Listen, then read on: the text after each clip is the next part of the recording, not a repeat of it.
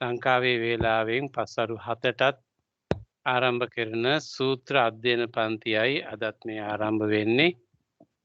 එංගලන්තයේ තේම්ස් බෞද්ධ විහාරස්ථානයේදී ආරම්භ කරන ලද මේ සූත්‍ර අධ්‍යයන පන්තිය මේ වන විට අපි ශ්‍රී ලංකාවේ සිට මෙහෙයවමින් අපේ කල්යාණ මිත්‍ර හිතවත් සියලු දෙනා සමගම වසර ගණනාවක පටන් මේ දක්වා අපි ලෞතර බුදු පියාණන් වහන්සේ විසින් දේශනා කරන ලද ශ්‍රී සද්ධර්මය නැවත ශ්‍රවණය කරලා අහලා සාකච්ඡා කරන්නට යොදාගත්ත වැඩසටහනක්. එහිදී අපි පාලි භාෂාවෙනුත් ඉංග්‍රීසි භාෂාවෙනුත් සිංහල භාෂාවෙනුත් කියන භාෂා තුනෙන්ම මේ සූත්‍රය කියවමින් ඒක තවත් පැහැදිලි කර ගැනීම හැටියට තව තවත් විස්තරාත්මකව අවශ්‍ය තැන්වලදී සාකච්ඡා කරමින් තමයි මේ වැඩසටහන මෙහෙයවන්නේ. ඕනෑම කෙනෙකුට අවශ්‍ය ඕනෑම තැනකදී ගැටලු විසඳා ගන්නට ප්‍රශ්න මතු කරලා ඒ පිළිබඳව සාකච්ඡා කරන්න ඉඩකඩ තියෙනවා. ඔබට ඕනෑම තැනකදී ගැටලුවක් තියෙනවා නම් මාව නවත්තලා මේ මොකද්ද කියලා පැහැදිලි කරගන්න ඉඩකඩ තියෙනවා. සූත්‍ර දේශනාව අවසානයේදීත් අපි විනාඩි කිහිපයක් වෙන් කරගන්නවා. යම් යම් දේවල් පිළිබඳව ඔබට ගැටලු තියෙනවා නම් හෝ ඔබේ අදහස් ඉදිරිපත් කරන්න තියෙනවා නම් ඒවා සාකච්ඡා කිරීම සඳහා අපි කාලය වෙන් කරගන්නවා. ඒ නිසා හැම කෙනෙක්ම බොහොම සදහැයෙන් යුක්තව ශාස්ත්‍ර ලෞතර බුදු පියාණන් වහන්සේ දේශනා කරපු ධර්මය සූත්‍ර දේශනා වලින් පෙළ දහමේ එන විදිහටම අපි හඳුනා ගන්නට උත්සාහ කරන්නේ. එහිදී අපි අටුවා ටීකාවල අදහස් වෙත වැඩි යෑමක් අපේක්ෂා කරන්නේ නැහැ. මූලික වශයෙන්ම පෙළ දහමේ තියෙන කරුණුම තමයි අපි මූලික වශයෙන් හඳුනා ගන්න සාකච්ඡා කරන්න උත්සාහ කරන්නේ. අද අපි බලාපොරොත්තු වෙන්නේ අපිට ගිය සතියේ කතා කරපු සූත්‍රයක් අවසන් කරන්න බැරි වුණා. ජානුස්සෝනි සූත්‍රය. ඒ සූත්‍රය අපි තව කොටසක් ඉතුරු වුණා. ඒ කොටස සාකච්ඡා කරලා අපි ඉදිරියට යමු. එහිදී ඔබට මතක ඇති ජානුස්සෝනි කියන බ්‍රාහ්මණයා බුදු පියාණන් වහන්සේ වෙතට ඇවිල්ලා උන්වහන්සේට වන්දනා කරලා උන්වහන්සේගෙන් අහනවා, ස්වාමීනි, අපි බ්‍රාහ්මණයෝ බොහෝ මේ දීමනාවල් කරන අය, ඒ නිසා දන් දෙන අය, අපි මේ ඥාතීන්ට මිය පරලෝකීය ඥාතීන්ට අයිති වේවා කියන අදහසින් යම් යම් පින්දහම් කටයුතු කරනවා. ඒකේ නෑදෑයන්ට අවශ්‍ය වෙනවද, ප්‍රයෝජනවත් වෙනවද, ඒගොල්ලන්ට ඒක ගන්න පුළුවන්ද කියලා බුදු පියාණන් වහන්සේගෙන් අහනවා. ඇහුවාම බුදු පියාණන් වහන්සේ පිළිතුරු දෙනවා, ස්ථානයේ ගන්න පුළුවන්, අස්ථානයේ ගන්න බෑ කියලා. ස්ථානයේ ගන්න මේ පින් අනුමෝදන් වීම ස්ථානයේදී ගන්න පුළුවන්, අස්ථානයේදී ගන්න බෑ කියලා. එහෙම දේශනා කළාම ජනුස්සෝනි බ්‍රාහ්මණයා අහනවා, ස්වාමීනි, මේ ස්ථාන මොනවද අස්ථාන මොනවද කියන එක අහනවා. එහෙම ඇහුවාම බුදු පියාණන් වහන්සේ දේශනා කරනවා, යම් කිසි කෙනෙක් මේ ලෝකයේදී පාප කර්මවල යෙදිලා එයාගේ මරණයෙන් පස්සේ අපායට දුගතියට යනවා. එතකොට දුගතියට ගියාම ඒ දුගතියේදී එහි තියෙන ආහාර තමයි එයාට ගන්න වෙන්නේ. එහි තමයි එයාගේ පදිංචිය. එහෙට ගැලපෙන විදිහට තමයි ජීවත් වෙන්න සිද්ධ වෙන්නේ. එතකොට අපි දෙන දේවල් එයාට ගන්න හැකියාවක් නැහැ කියලා මේ දුගතියට ගියාම. එතකොට ඒ කියන්නේ අපායට ගියාම අපි දෙන දේවල් ගන්න විදිහක් වෙන්නේ නැහැ කියලා. එතකොට ඊළඟට මේ ලෝකයේදී පාප කර්ම දස අකුසලෙහි යෙදිලා, මම ඒව නැවත කියන්න යන්නේ නැහැ. දස අකුසලෙහි යෙදිලා මරණයෙන් පස්සේ එයාගේ ශරීරය දිරලා ගිහිල්ලා මරණයටපත් වුණාට පස්සේ එයා මේ තිරිසන් ලෝකයක උපදින්න පුළුවන්. ඒ තිරිසන් ලෝකයක ඉපදුනහමත් ඒ අයට අපි දෙන පින් අනුමෝදන් වෙන්න හැකියාවක් නැහැ. එහෙ තමයි ඒගොල්ලන්ගේ පදිංචිය. තිරිසන් ලෝකේ ඉන්න අය ගන්න ආහාර තමයි ඒගොල්ලෝ ගන්නෙ. එතකොට ඒ නිසා අපිට මුකුත් ඒ අයට සංග්‍රහයක් කරන්න හැකියාවක් නැහැ. මරණයෙන් පස්සේ තිරිසන්ගත සත්වයෙක් වුණොත් එහෙම කියලා. එතකොට ඊළඟට යම් කිසි කෙනෙක් මරණයෙන් පස්සේ මේ මනුස්්‍ය ලෝකයේ උපත ලැබුවොත් එහෙම ඒත් එයාට මේ අපි දෙන පින් අනුමෝදන් වෙන්න හැකියාවක් නැහැ. මනුස්ස ලෝකයේදී ඉපත ලැබුවොත් එහෙම මව්කුසක ඉපත ලැබුවොත් ඒ තැනත්තාට හෝ තැනැත්තියට තමන්ගේ අතීත ඥාතීන් ඒ අයව සිහිපත් කරලා පින් දුන්නට ඒ පින් ලබා ගන්න හැකියාවක් නැහැ කියලා. එතකොට යම් කිසි කෙනෙක් මරණයෙන් පස්සේ දේව ලෝකයක දිව්‍ය ලෝකයක උපත ලැබුවොත් එහෙම එතෙන්දිත් අපි දෙන පින් ගන්න හැකියාවක් නැහැ කියලා. එතකොට එතෙන්දි මම පැහැදිලි කිරීමක් කළා. අපි දැන් දෙවියන්ට පින් දෙනවනේ. එහෙමනම් දෙවියන්ට පින් දීලා තේරුමක් නැහැ කියන අදහස එන්න පුළුවන් කෙනෙකුට. එතකොට ඒ කියන්නේ දෙවියන්ට පින් දෙන්න පුළුවන් අපිට. ඒ දෙවියෝ අපි දෙන පින් ලබා ගන්න දකින තැනක ඉන්න ඕන. ඒ පින් ලබා ගන්න පුළුවන් තැනක දකින තැනක අපි කරන කියන දේ දකින්න පුළුවන් තැනක සහභාගී වෙන්න පුළුවන් තැනක හිටියොත් තමයි ඒගොල්ලන්ට අනුමෝදනා වෙන්න පුළුවන්. දැකලා ඒ අනුව සතුටු වෙන්න පුළුවන්. එහෙම නැතුව අපේ සම්බන්ධතාවය නොදන්නා තැනක ඉන්න දෙවියෙකුට මෙහෙන් අපිට පින් යවුවා කියලා එහෙම ලබා ගන්න හැකියාවක් නැහැ කියන එක තමයි මෙතෙන්දි කියන්නේ. එතකොට යම් කිසි කෙනෙක් එහෙම නැතුව අපි මෙතන ඉඳන් ගොඩක් කියමු. ඒකට ගොඩක් ආයි නැවත සැරයක පැහැදිලි වෙන තැනක් නිසා. Then there is the case where a certain person takes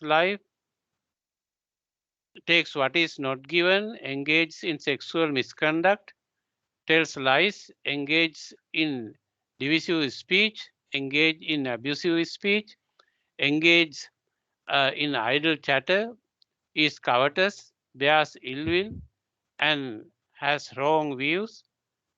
With the breakup of the body after death, he reappears in the realm of the hungry ghosts.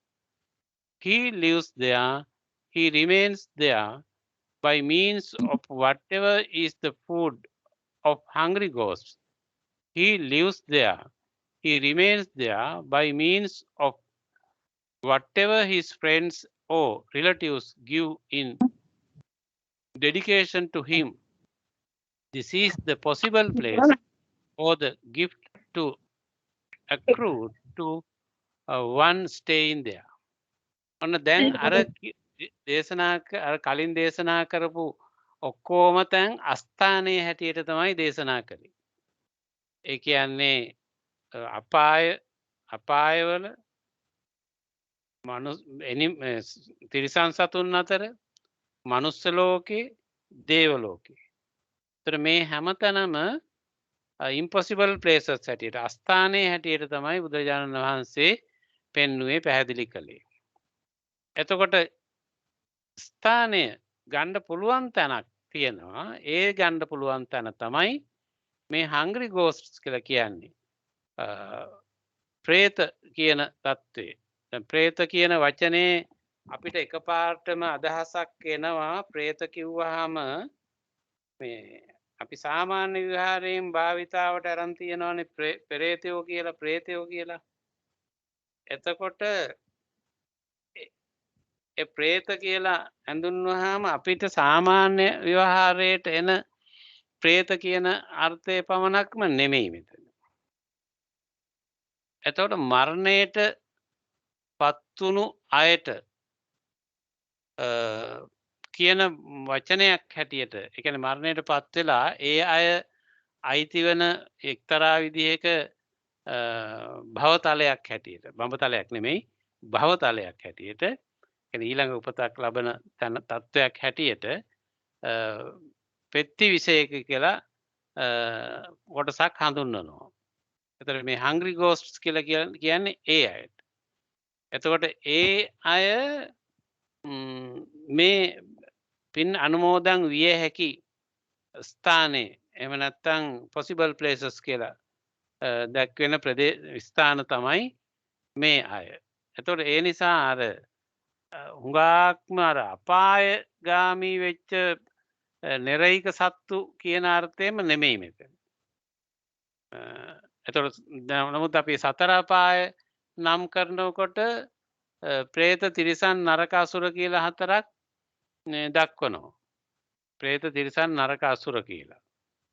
එතකොට එතෙන්දී අර මේ විවිධ මට්ටමේ ඉන්න പ്രേතයොත් එතෙන්ට අයිති වෙන්න පුළුවන්. එතකොට ඒ නිසා මේ මෙතෙන්දී හංග්‍රි ගෝස්ට්ස් කියලා මේ අපි දෙන දෙයින් යැපෙන පිරිසක් හැටියට තමයි මේ පිරිස ගැන මේ කතා කරන්නේ. අර ඊතෝ දින්නේන යාපෙන්ති කියලා මේ තිරෝකොඩ සූත්‍රයේදී සඳහන් වෙනවනේ. පරදත්ත උපජීවී කියලා. එතකොට පර කියලා කියන්නේ අනික් අය වෙනත් අය කියන එක. දත්ත කියන්නේ දෙන දෙයින් යැපෙන මට්ටමේ ඉන්න අය. එතකොට ඒ අය තමාර ඊතෝ දින්නේන යාපෙන්ති කියලා කියන්නේ මෙහෙන් දෙන දෙයින් යැපෙන. එතකොට එතන කතා කරනවානේ මේ ඊට ලීලා රත්නායක මහත්මිය අපිට කතා කරනවා පොඩ්ඩක් ඒක බලනවද? එහෙමයි ස්වාමීන් වහන්සේ.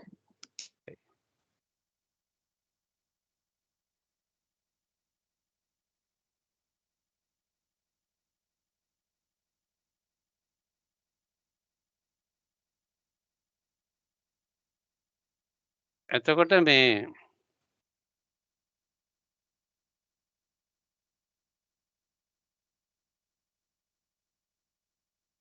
මොකද ලීලා රත්නායක මහත්මිය මං ඇඩ් කළොත් එහෙම වෙන එකකින් එන්නේ. ෆ්‍රයිඩේ සුත්ත ඩිස්කෂන් එකට එන්න වෙනවනේ එතුමියට.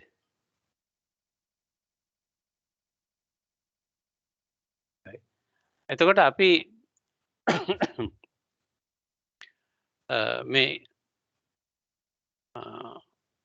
අර ඊතෝ දින්නේන යාපෙන්ති කියන එක තිරකොඩ සූත්‍රයේ සඳහන් වෙනවා. මේ මිය පරලෝ ගිය අයට ගොවි තැන්පත් කරන්න, වෙළහෙළඳාම් කරන්න, සතුන් ඇති කරන්න ඒ වගේ මේ ඒගොල්ලන්ගේ ජීවනෝපාය සඳහා ක්‍රමවේද භාවිතා කරන්න හැකියාවක් නැහැ. ඒ අය මේ ලෝකේ ඉන්න අය ලබා දෙන දෙයින් තමයි යැපෙන්නේ කියලා ඊතෝ දින්නේන යාපෙන්ති කියලා කියවෙන්නේ ඒ නිසා. එතකොට ඒ නිසා ඉබඳු අය ගැන තමයි මේ කතා කරන්නේ හංග්‍රි ගෝස්ට්ස් කියලා. ඒ අයට තමයි මේ පින් අනුමෝදන් කිරීම කරන්න පුළුවන්කම තියෙන්නේ කියලා.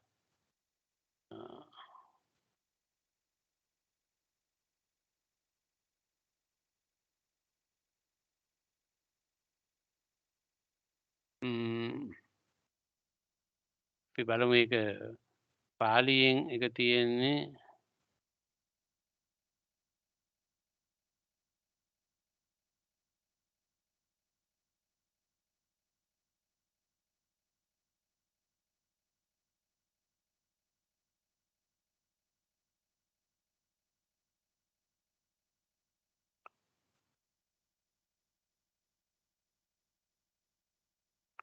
ඉද පන බ්‍රාහ්මණ ඒකච්චෝ පානාතිපාති හෝති. පේ මිච්ඡාදිට්ඨිකෝ හෝති. සෝ කායස්ස බේදා පරම්මරණා පෙත්ති විෂයන් උපපජ්ජති. යෝ පෙත්ති විෂයිකානං සත්තානං ආහාරෝ තේනසෝ තත්ත යාපේති. තේනසෝ තත්ත තිට්ඨති. යංවා පනස්ස ඊතෝ අනුප්ප වෙච්ඡanti මිත්තා මච්ඡාවා ඥාති සාලෝහිතා තේනසෝ තත්ත යාපේති තේනසෝ තත්ත තිට්ඨති ඉදංකෝ බ්‍රාහ්මණ ටානං යත්ත ටිතස්ස තන් දානං උපකප්පතිති.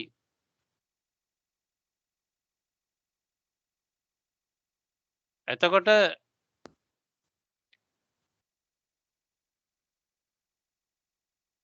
මේ පාලියෙන් දක්වලා තියෙන එහෙම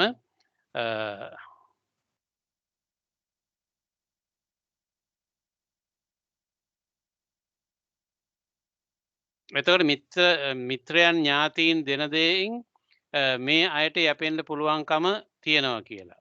මේ හංග්‍රි ගෝස්ට්ලා කියන අය ඥාති සාලෝහිත පෙත්ති වෙසයිකානං සත්තානං. එතකොට මේ පෙත්ති වෙසයික කොටස හැටියට තමයි මේ අය දක්වලා තියෙන්නේ. ඒ අය තමයි ස්ථානය කියලා දක්වන්නේ පින් අනුමෝදන් වෙන්න පුළුවන් අය. ඊට පස්සේ ජානුස්සෝනි බ්‍රාහ්මණය අහනවා, but Master Gautama, if that dead relative does not reappear in that possible place, who partakes of that gift?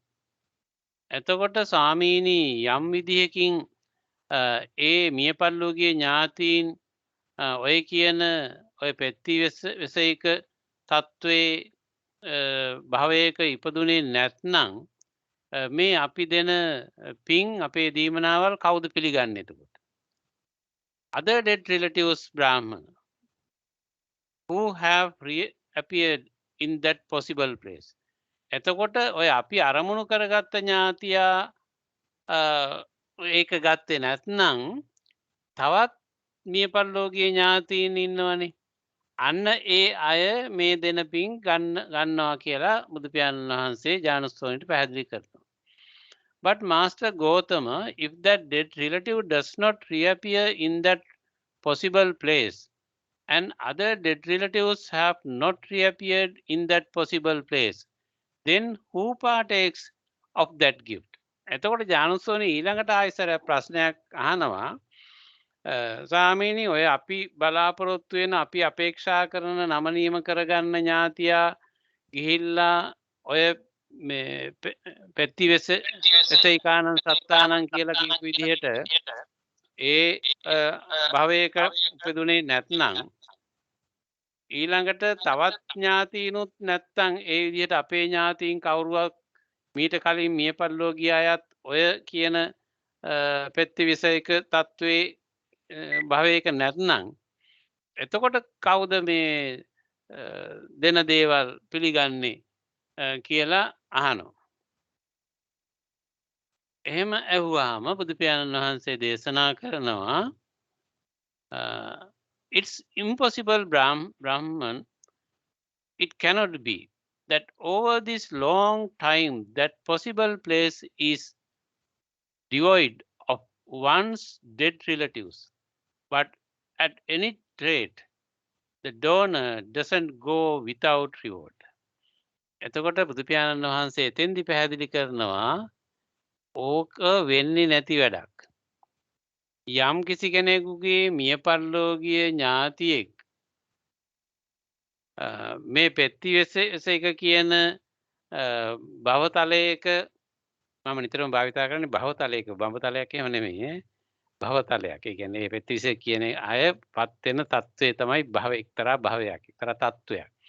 ඒකට තමයි මම භවතලය කියන වචනේ භාවිතා කරන්නේ. ඒ පෙත්ති වෙසයික කියන මට්ටමේ අය නැති වෙන තත්ත්වයක් ගැන කතා කරන්න හැකියාවක් නැහැ. මොකද අපි සියලු දෙනාම අතිශය දීර්ඝ කාලයක් මේ සංසාර ගමනේ ඇවිල්ලා තියෙනවා කියලා නිම කරන්න බැරි හිතා ගන්න බැරි තරම් ඈත කාලයක ඉඳන් මේ ගමනේ සංසාර ගමනේ ඇවිල්ලා තියෙනවා. එතකොට ඒ ආපු ගමනේ අපේ ඥාතියෙක් මේ පෙත්ති වෙසේක කියන තත්ත්වේ පත් වෙච්චි නැහැ කියලා කියන්නේ.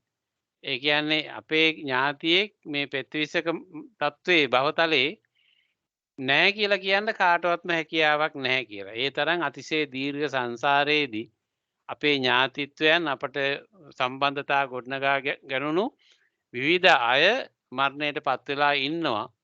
ඒ අයගෙන් අනිවාර්යයෙන්ම යම් පිරිසක් මේ පෙත්තිවිසයක මට්ටමේ ඉන්නවාමයි. ඒක ඒ නිසා සිදු නොවිය හැකි දෙයක් මේ ඔබ කියන ආකාරයට කවුරුවත්ම ඒක නොහිටියොත් එහෙම මොකද මේ අපි දෙන දේවල් වලට වෙන්නේ කියන එක අහනකොට ඒතර ඒක වෙන්නේ නැති වැඩක් අනිවාර්යයෙන්ම ඔතන කවුරු හරිම අපට සම්බන්ධ කෙනෙක් ඉන්නවා කියලා තමයි බුදු පියාණන් වහන්සේ දේශනා කරන්නේ. ඒ වගේම අපිට යම් කිසි පින්කමක් කළාම ඒක කවර හෝ ආකාරයකින් ඒකේ ප්‍රතිඵලයක් දෙන එක්කෙනාට නොලැබී තියෙන්නේ නැහැ කියලා බුදු පියාණන් වහන්සේ මෙතෙන්දී දේශනා කරනවා. යම් දීමනාවක් අපි කරනවා නම් ඒකෙදී ඒ දෙන එක්කෙනාට කවර හෝ ප්‍රමාණයකින් මට්ටමකින් ඒ දෙන දේහි විපාකය අනිවාර්යයෙන්ම ලැබෙනවා කියලා බුදු පියාණන් වහන්සේ දේශනා කරනවා. එතෙන්ට තමයි අපි එදා කතා කළේ සාකච්ඡා කරන්න ආවේ. ඒ අවසාන කොටස වැදගත් කාරණයක් එතන කියවෙන හින්දා මම නැවත ඒක මතක් කිරීමක් කළේ. මොකද අපි සියලු දෙනාටම මේක අපි හැම කෙනෙක්ම මිය පරලෝකීය ඥාතීන් වෙනුවෙන් විවිධ දේවල් කරනවා. ඒතර ඒ අය අපිට සම්බන්ධ අනිවාර්යයෙන්ම අපට සම්බන්ධ ඉඳලා මිය පරලෝකීය අය අපි හැමදෙනාටම ඉන්නවා. ඒ වගේම ඒ අය වෙනුවෙන් විවිධ ආගමික වත්පිළිවෙත් කරලා අවසන් කටයුතු සිදු කරලා දින 7න් 3 මාසෙන් වර්ෂයෙන් වාර්ෂිකව ආදී පින්දහම් කටයුතු අපි හැම කෙනෙක්ම කරනවා. අපේ ඥාතීන් අමතක කරන්නේ නැහැ. ඒ නිසා අපි හැම කෙනෙකුටම ගිහි පැවිදි ස්ත්‍රී පුරුෂ හැම කෙනෙක්ම මේ විදිහට මේ පරලෝකීය ඥාතීන් සම්බන්ධයෙන් කවර හෝ ආකාරයක සත්කාරයක් ගරු කිරීමක් සැලකිල්ලක් පුණ්‍යානුමෝදනාවක් කරනවා. ඒ නිසා අපි සියලු දෙනාටම මේ කාරණේ අදාළ නිසායි මම නැවත වරක් එතන පැහැදිලි කළේ. ඒතර බුදු පියාණන් වහන්සේ දේශනා කළ අස්ථානේ ගන්න බෑ ස්ථානේ ගන්න පුළුවන් කියලා. ඒතර අස්ථාන කියන ගොඩට අපායත් තිරිසන් සත්වයනොත් දෙවියනොත් මිනිස්සෙනොත් කියන මේ කණ්ඩායම් කීපයම අස්ථානයේ හැටියට දැක්වුවා. ඒ කවර තැනකවත් ඍජුව අපිට හැකියාවක් නැහැ ඒ අයට පින් දෙන්න.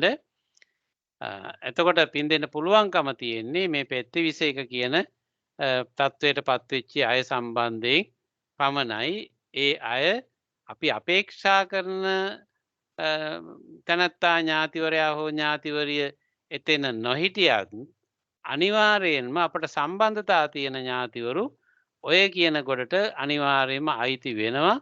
ඒ නිසා ඒ අපි කරන දේ තේරුමක් නැති දෙයක් බවට පත් වෙන්නේ නැහැ. අපි යම් දානමාන ආදී පින්කම් සිදු කරලා කවර හෝ පින්කමක් සිදු කරලා ඒ අයට පින් අනුමෝදන් කිරීමක් කළාම ඒක අනිවාර්යයෙන්ම අපේ කවර හෝ ඥාති පිරිසකට අයිති වෙනවා කියලා. ඉතින් හුඟක් වෙලාවට මේ බඳු මේ තීමනාවල් වලදී බෞද්ධ පින්නතුන් විවිධ ආහාර වර්ග දෙන්න උත්සාහයක් දරනවා. මොකද බොහොම ඈත කාලේ ඉඳන්ම මේක එහෙම සැලකුණා. මොකද අර මිය පරලෝකීය අයගේ කුසගින්නේ ඉන්න දැන් හංග්‍රි ගෝස්ට්ස් කියලා මේ අය හඳුන්වන්නේ.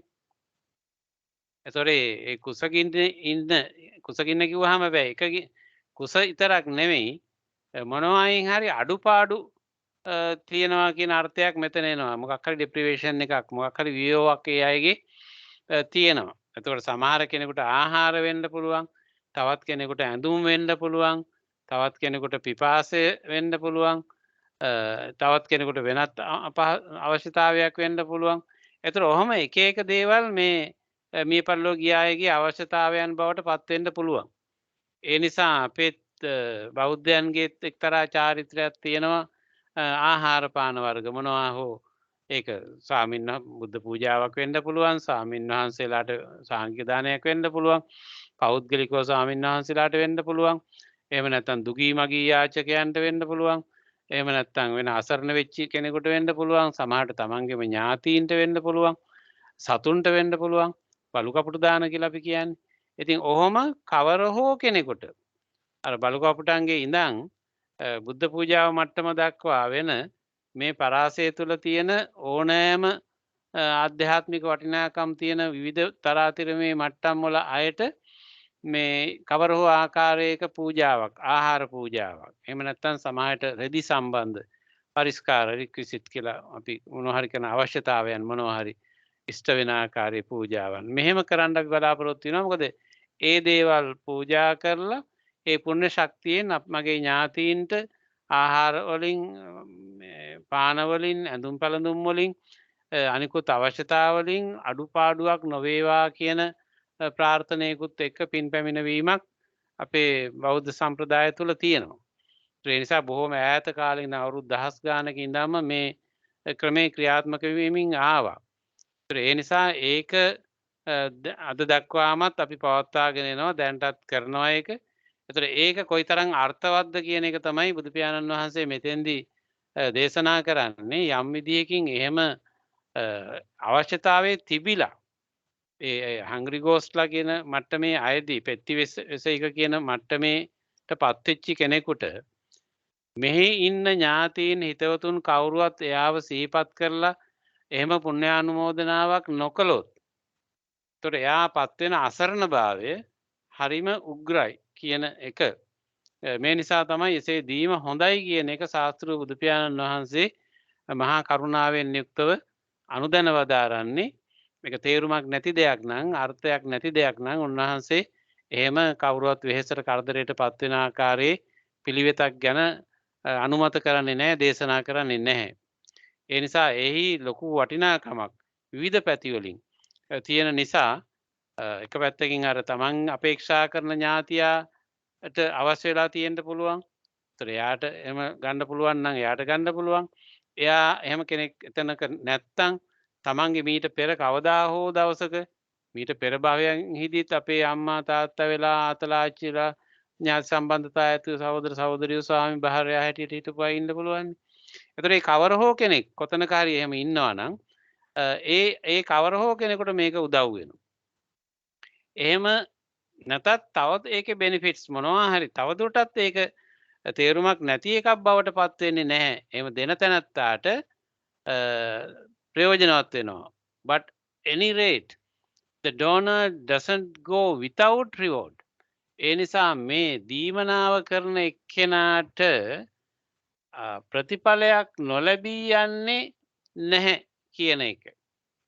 එතකොට ඒක අනිවාර්යයෙන්ම යාට ප්‍රතිඵලයක් ලැබෙනවාමයි කියන එක තමයි දැන් මේ ඊළඟට පැහැදිලි කරන්නේ අර දෙන්න පුළුවන් අස්ථානයේ අය කවුද කියලා ස්ථානයේ අය කවුද කියලා ඒ අනුව ගන්න පුළුවන් අය බැරි අය පැහැදිලි කරලා දුන්නා.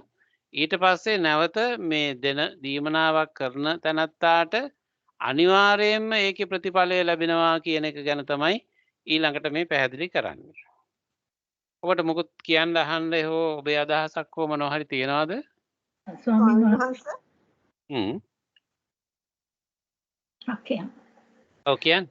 ස්වාමීන් වහන්සේ දැන් අපි දැන් පින් දෙනකොට අපි අපේ නෑගේ නම කියලත් ඊට අමතරව තව පින් ගන්න අය සිටිනවා නම් එහෙම සඳහන් කරන්නත් ඕනේ. නැත්නම් අර එයාට විතරද ඒක අයිති වෙන්නේ නැත්නම් ඒ සඳහන් නොකරොත් ඒ කියන්නේ තමන්ගේ මියගිය එක්කෙනාගේ නම විතරක් නොකිය එයාගේ නම ඒකත් කියලා ඊට අමතරව තවත් ඉන්නව නෑදෑයෝ එයා මේ පින් අනුමෝදන් වෙත්තා. ඒ වගේම සංසාරයේ කියලා නැත්නම් අපි දැන් අපි මැරෙනවා. මැරුණන් පස්සේ අපිට ඒගොල්ලන් පින් දෙන්න බෑ. තාමත් ඒගොල්ලෝ පින් ඕනේ අය ඉන්නවා. එතකොට ඒගොල්ලෝ හින්දාද අපි කියන්න ඕනේ සංසාරේ එහෙම කියන්න ඕනේ ස්වාමීන් වහන්සේ එතන. නැත්නම් අපි මැරුණන් පස්සේ අපිට ඒගොල්ලන් පින් දෙන්න බෑ. අපි පින් ගන්න ඉන්නවා නම් කට්ටිය. එතකොට ඒ අය එතකොට පින් ගන්නේ කොහොමද? ඒ හින්දා අපි කියන්න ඕනේද අහවලාගේ නම කියලා ඊට අමතර තව ඉන්නවනම් ඊට අමතර සංසාරය කියලා එහෙම කියන්න ඕනද? නැත්නම් කොහොමද අර අපි මැරුණන් පස්සේ අය පින් ගන්නේ ඒ කට්ටිය ස්වාමීන් වහන්සේ පොඩ්ඩක් මට ඒක තෝරලා දෙන්න ස්වාමීන් වහන්සේ. කොහොම හොඳයි. එහෙම ප්‍රශ්න කරන එක හරියම වැදගත්. මේ පොඩි සමහර කෙනෙක් හිතන්න පුළුවන් පොඩි ප්‍රශ්නයක් කියලා. නෑ අපි ඒවා හොඳට නිරවුල් කරගන්න ඕනේ. හරි වැදගත් එහෙම අහන එක බොහොම හොඳයි. දැන් අපි එහෙම මියපල්ලෝ ගියායට දානයක් දීලා හෝ කවර හෝ පින්කමක් කරලා ඒ අයගේ නම් වශයෙන් සඳහන් කරලාම දෙන එක හොඳයි. ඒ නිසානේ අපි විතර ස්වාමීන් වහන්සේලාත් මේ පල්ලෝගියාගේ නම අහගෙන ඒ නමම මතක් කරලා මේ පින් අනුමෝදන් කරන ඒ විතරක් නෙමෙයි තවත් සිහිපත් කරන්න ඕන ඉන්නවද කියලා අහලා බලලා ඒ අයගේ නම් පවා අපි කියන්නේ. ඒ නිසා නම් වශයෙන් එහෙම කියන එක හොඳයි. එහෙම කියන එක හරි වටිනවා. නමුත් අනික් අය සම්බන්ධයෙන් අපි වෙනම කියන්න අවශ්‍ය වෙන්නේ නැහැ. අපි දැන් ඒ අය වෙනම අමුතුවෙන් මතක් කරන්න ඕන වෙන්නේ නැති කාරණය අපි දැන් පින්කමක් කරලා අනිවාර්යයෙන්ම අර ගාතාවක් කියලා පින් දෙනවනේ. ඉදම් මේ ඥාති නං හෝතු සුඛිතා හොන්තු ඥාතයෝ කියලා. එතකොට මේ මගේ කවර හෝ ඥාතියෙක් ඉන්නවනම් එයාට මේ පින් අයිති වේවා ඒ අය සුවපත් වේවා කියන මේ ප්‍රාර්ථනයනේ අපි කරන්නේ අර වාක්‍යයෙන්. එතකොට මේ වාක්‍ය පාලියෙන් කියන්නේ. එතකොට පාලි භාෂාව කියන එක විශ්ව භාෂාව. මේ පාලි භාෂාවේ තියෙන අමුතු වටිනාකම. දැන් ඒ කියන්නේ පාලි භාෂාව ඕනෑම කෙනෙකුට අදාළයි කියන එක. ඕනෑම මට්ටමකින්. දැන් මුළු ලෝකෙම අය පාලි භාෂාව ගත්තොත් ගන්නේ දැන් අපි සිංහලෙන් ගන්නකොට ඉදම් මේ ඥාති හෝතු කියලා අපි සිංහල අකුරෙන් ඉදම් මේ ඥාති නම් හෝතු කියලා ලියනවා. ඉංග්‍රීසි භාෂාවෙන් ලියන අය ඉදම් මේ ඥාති නම් හෝතු කියලා ඉංග්‍රීසි අකුරෙන් ලියනවා. එතකොට ප්‍රංශ භාෂාවෙන් ලියන අය ඉදම් මේ ඥාති නම් හෝතු කියලා ප්‍රංශ අකුරෙන් ලියනවා. ජර්මන් අය ජර්මන් අකුරෙන් ලියනවා. චීන අය චීන අකුරෙන් ලියනවා. එතකොට මේ පාලි භාෂාව කියන එකට අකුරු ක්‍රමයක් තවත් භාෂාවක් අදාළ නැහැ. ඕනෑම භාෂාවක අයට පාලි භාෂාව අනන්‍යයි. ඒක වෙනම ඕන කෙනෙකුට අදාළයි. සිංහලයන්ට ඉංග්‍රීසි අය ප්‍රංශ ජර්මන් චීන වෙනත් අප්‍රිකානු රටක ඕන කොහේ මොන භාෂාවක කෙනෙක් වුණත් එයා කියන්නේ ඉදම් මේ ඥාති නම් හෝතු කියලා තමයි. එයා අපේ මේ අව රිලේටිව්ස් කියලා අපි එහෙම කියන්නේ එහෙම අපි ආයතා කියන්න පුළුවන්. අපි අර ගාතාව කියලා දෙනකොට දෙන්නේ ඉදම් මේ ඥාති නම් හෝතු කියලානේ. එතකොට මේක විශ්වීයයි. එතකොට ලෝකේ රටවල් 160 ගාණක් ඉන්නවා නම් ඒ රටවල් 60 ගානෙම ඉන්න 160 ගානෙම ඉන්න සියලුම දෙනා ඥාතීන්ට පින් අනුමෝදන් කරනවා නම් අපේ බෞද්ධ ක්‍රමයට කළොත් එතකොට ඔය පාලි වාක්‍ය කියලා තමයි අපි කරන්නේ. එතකොට ඒ නිසා විශ්වීය ක්‍රමයකට අපි අර ඥාතීන්ට පින් අනුමෝදන් කිරීම තමයි කරන්නේ. එතකොට අයිති නොවන කෙනෙක් නෑ. මොකද අර මිය පරලෝකීය ඥාතියාට අදාළ භාෂාවක් සමහර විට තියෙන්න පුළුවන්. එහෙම නැත්නම් එයාගේ මොකක් හරි විශේෂත්වයක් ඒ විශේෂත්වයේ ඉක්මවා යන අනන්‍යතාවයක් මේ පාලි භාෂාවෙන් මේක කියනකොට එයාට අදාළ වෙනවා. එතකොට ඒ නිසා එයාට භාෂා අපි දන්නේ එයාගේ භාෂාව මොකද්ද මොන ඒවා කියලා වෙනම ප්‍රශ්න වෙනවා සාකච්ඡා කරන්න ඕන එකක් ඒක තමයි තියෙන්නේ. එතකොට කොයි විදිහෙන් හෝ භාෂාත්මක ප්‍රශ්නයක් නෑ. එයාට තේරෙන භාෂාවකින් තමයි අපි කියන්නේ. ඉදම් මේ ඥාති නම් හෝතු කියන එක එයාට තේරෙනවා. කොහේ හිටියත් මොන ලෝකෙ මොන ආත්මක හිටියත් ඒ හැම කෙනාටම මේ වගන්තිය තේරෙනවා. ඒ නිසා මට තමයි මේ කියන්නේ කියලා. එයා මගේ ඥාතියෙක් වෙලා හිටියා මීට පෙර භවයකදී ආත්ම භාව 100 ගානකට එහාදී වෙන්න පුළුවන්. එතකොට අර සරියුත් හාමුදුරන්ගේ අර මීට අවුරුදු 500කට එහා අම්මා කෙනෙක් කතාවක් ගැන අපේ බෞද්ධ සාහිත්‍යයෙන් සඳහන් වෙන්නේ. එතකොට එහෙම අවුරුදු 500 අවුරුදු නෙමෙයි ආත්ම 500කට එහාදී අම්මා කෙනෙක් වෙලා හිටපු කෙනෙක් අර ගොඩේ ඉන්න පුළුවන්. එතකොට එයාටත් අපි ඉදම් මේ ඥාති නම් හෝතු ඉදම් ඕ ඥාති නම් හෝතු කියලා කියනවා. ඒක කොයි දින් හරි මේ මගේ ඥාතීන්ට මගේ මිය පරලෝකීය ඥාතීන්ට ඒගොල්ලෝ පෙත්ති 21 මට්ටමේ ඉන්නවා නම් කොතනකදී හෝ අන්නේ අයට තමයි මගේ මේ දීමනාව මේ පුණ්‍යානුමෝදනාව කියලා තමයි අපි දෙන්නේ. එතකොට එයාට අනුමෝදන් වෙන්න පුළුවන්කම තියෙනවා. හරිනේ? ඒ ස්වාමීන් වහන්සේ අපි දැන් මරුණා ස්වාමීන් වහන්සේ ඉතින් මගේ පරම්පරාවේ කවුරු හරි ඉන්නවනම් ඒ පින් දෙන ඒගොල්ලෝ කිව්වොත් අහවලාට කියලා. එතකොට ඒ පින් ඒගොල්ලන්ට ගන්න පුළුවන් ඒ වගේ තත්ත්ව තියෙන ඇතනේ ස්වාමීන් වහන්සේ කියන්නේ. ඒගොල්ලන්ට ඒ ප්‍රේත කච්චියට ඒක තේරෙනවා ඇති මේ පරම්පරාවකින් එන අය කියන ඥාති කිව්වහම ඒක ඥාති කොට වැටෙනවා ඒක. වැටෙනවා ඒගොල්ලන්ට. නම් වශයෙන් කිව්වත් කියන එකත් හොඳයි. නම් වශයෙන් නොකියුවා කියලා ප්‍රශ්නයක්වත් නැහැ. අර නම් වශයෙන් කිව්වම වගේ සුවිශේෂ භාවයක් තියෙනවනේ එයාට. ඒ නම් වශයෙන් උත් කියලා අපි අර ඉදම් මේ ඥාති නම් හෝතු කිව්වහම මගේ ඥාතිත්වයක් එයාට තියෙනවා නම් භවය කවර හෝ භවයකදී ඒතර එයා ලින්ක් වෙනවා. එයා සම්බන්ධ වෙනවා. අපි මේ හරියට මේ Zoom ඇප් එකක් හදලා ලින්ක් එක ගැව්වා. අපි දැනුත් කරන්නේ නේද? අපි Zoom ඇප් එකක් හදලා අපි Zoom එකේ මේ ප්‍රෝග්‍රෑම් එකක් ෂෙඩියුල් කරලා ඒ ෂෙඩියුල් මේ ප්‍රෝග්‍රෑම් එකේ ලින්ක් එක යවනවා අපි එයාට අදාළ එක්කිනාට. ලින්ක් එක යවුවාම එයාට අරක බලන්න ගන්න පුළුවන්. අන්න ඒ වගේ වැඩක් තමයි කරන්නේ මෙතන. වෙලාව නැති වුණත් අනිත් ඒක මේ විශ්වයේ තියෙන ඒගොල්ලන්ට ඕන වෙලාවට හදිස්සියේ ඒගොල්ලෝ අන්න හරි.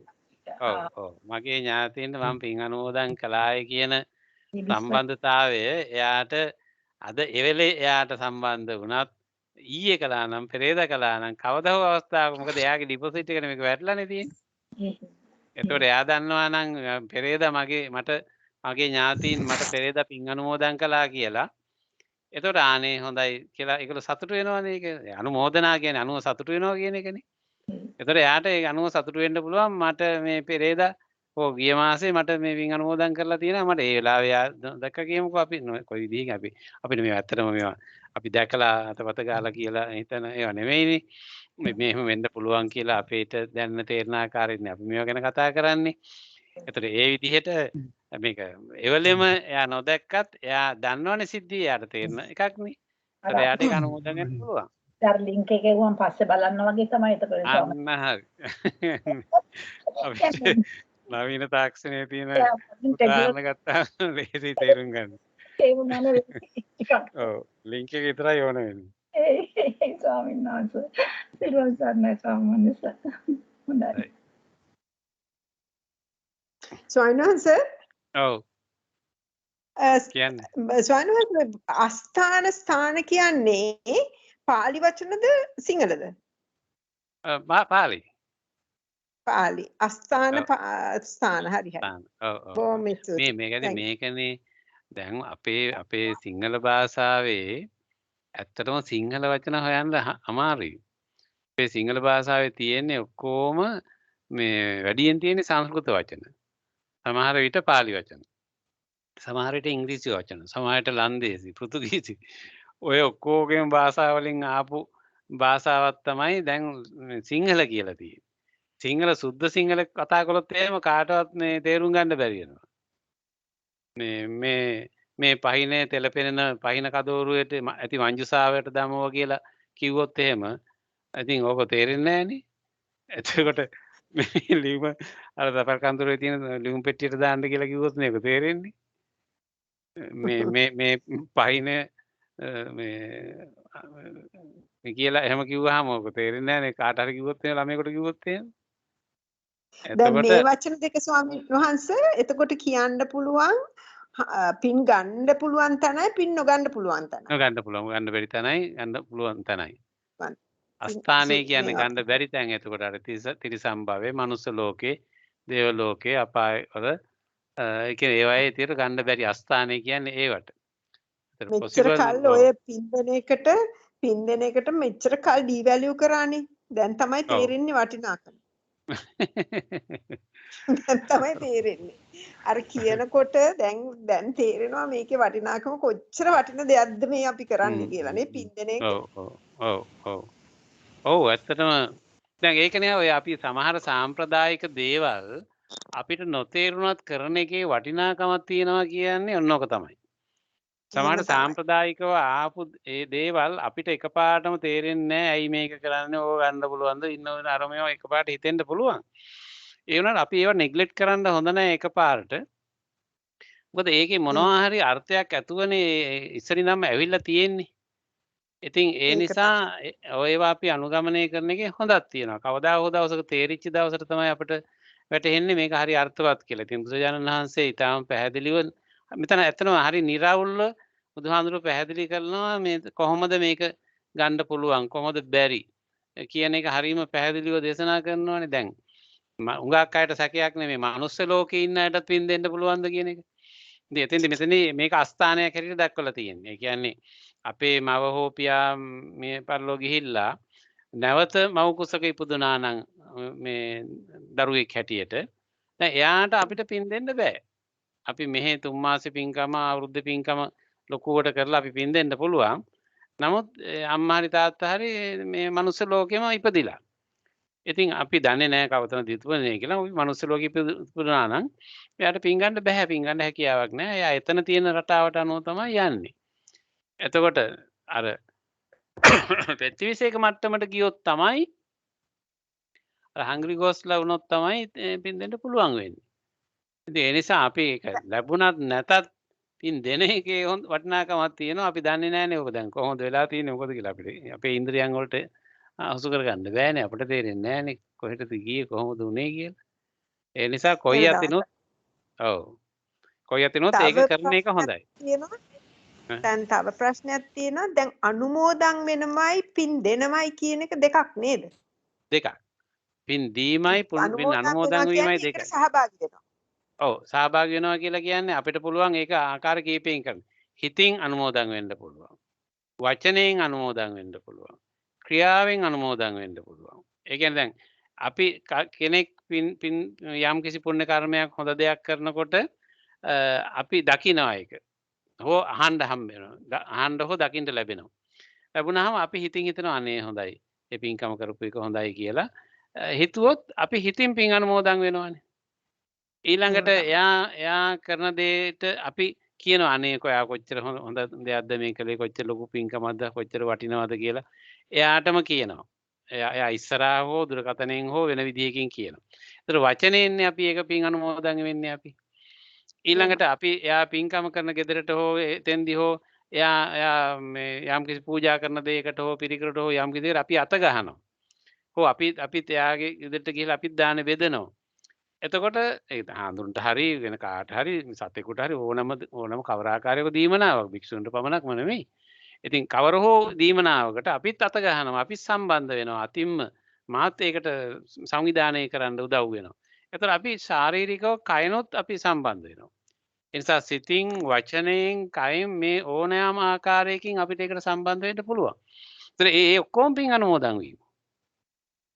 හරි ස්වාමීන් වහන්සේ. ඕම පින් ස්වාමීන් වහන්සේ තේරුණා. හොඳයි. අවසරයි ස්වාමීන් වහන්සේ. ඔව්. ස්වාමීන් වහන්සේ දැන් මෙතන ඒ පින් ලබා ගන්න බලාපොරොත්තුෙන් ඉන්නවා කියන මෙතන ඒ ඥාතීන් එයාලා පින් බලාපොරොත්තුෙන් ඉන්නවා කියන්නේ ඒකට පින් ගන්න නම් ඒ පින විඥානයත් එක්ක සම්බන්ධ වෙන්න ඕන නේද? නැත්නම් එහෙම කොහොමද එහෙම වෙන්න ඕනද? එහෙමද අපේ ස්වාමීන් වහන්සේ? ඔව් මෙහෙමයි. දැන් ඔය බොහෝ මේ කාම භවවල ඉන්න සත්වයන් සම්බන්ධයෙන් අපි කතා කරන්නේ ඒ අය මේ ඉන්ද්‍රියයන් සහිත කියන අර්ථයෙන්. ඉන්ද්‍රියයන් කිව්වහම වර්ග දෙකකට යනවා. එකක් තමයි මේ කබලින්කාර ආහාර ගන්නා සත්වයන් හැටියට ඉන්න අයගේ මේ ඕලාරික කියලා හඳුන්වනවා ගොරෝසු කියලා හඳුන්වනවා කෝපෝරියල් කියලා අපි කියන්නේ. එතකොට මේ ද්‍රව්‍යමය භෞතිකමය ගොරෝසු ශරීරය සහිත ඒබඳු ඉන්ද්‍රියයන් වෙතින් අපිට සම්බන්ධතා පවත්වන්නත් පුළුවන්. එකක් ඒක. අනික තමයි ඒවා ඇසුරෙන්ම අපි තනාගත්ත සංවිධානයේ විඥානය කියන එක මනෝවිඥානය කියන එක. ඒතර මනෝවිඥානය කියන එක ගොඩනගන්නේ අර ඉන්ද්‍රියන් පහම භාවිතා වෙලා තමයි. ඒකෙන් ගත්ත එකට අපි කියනවා මනෝවිඥානය කියලා.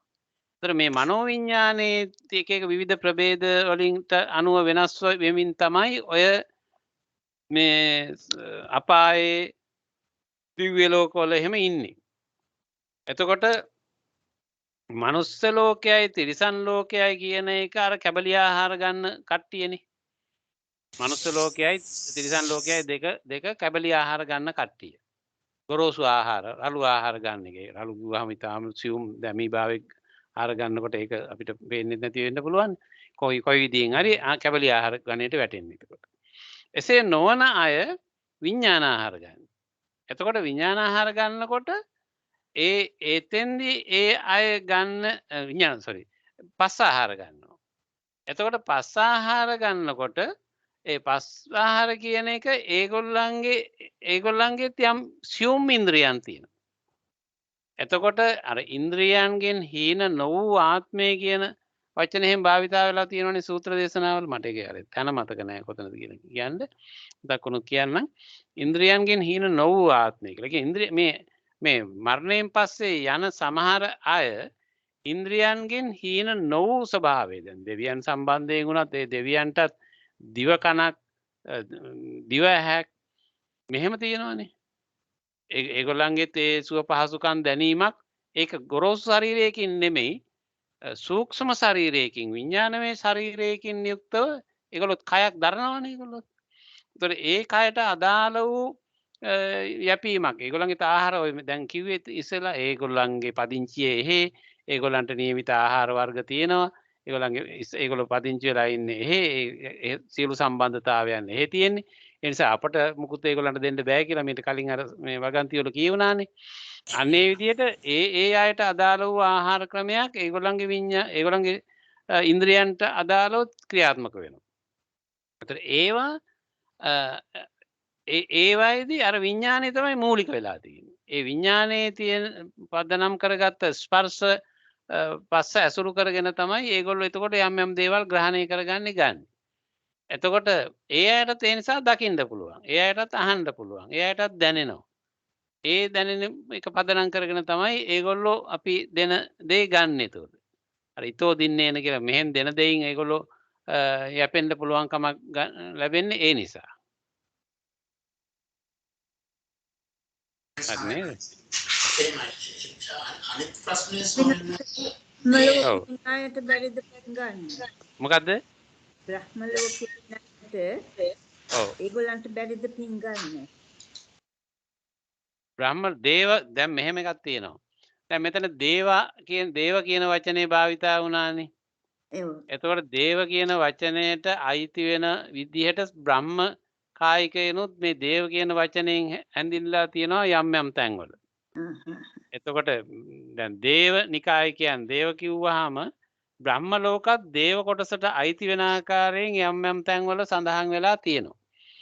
ඒ නිසා බ්‍රහ්ම අයට මේ පින් වල අවශ්‍යතාවය ඕන වෙන එකක් නැහැ කියලා මගේ බෞද්ධකම සඳහන් වෙච්ච තැනක් උතනවත් මට කියන්න බෑ.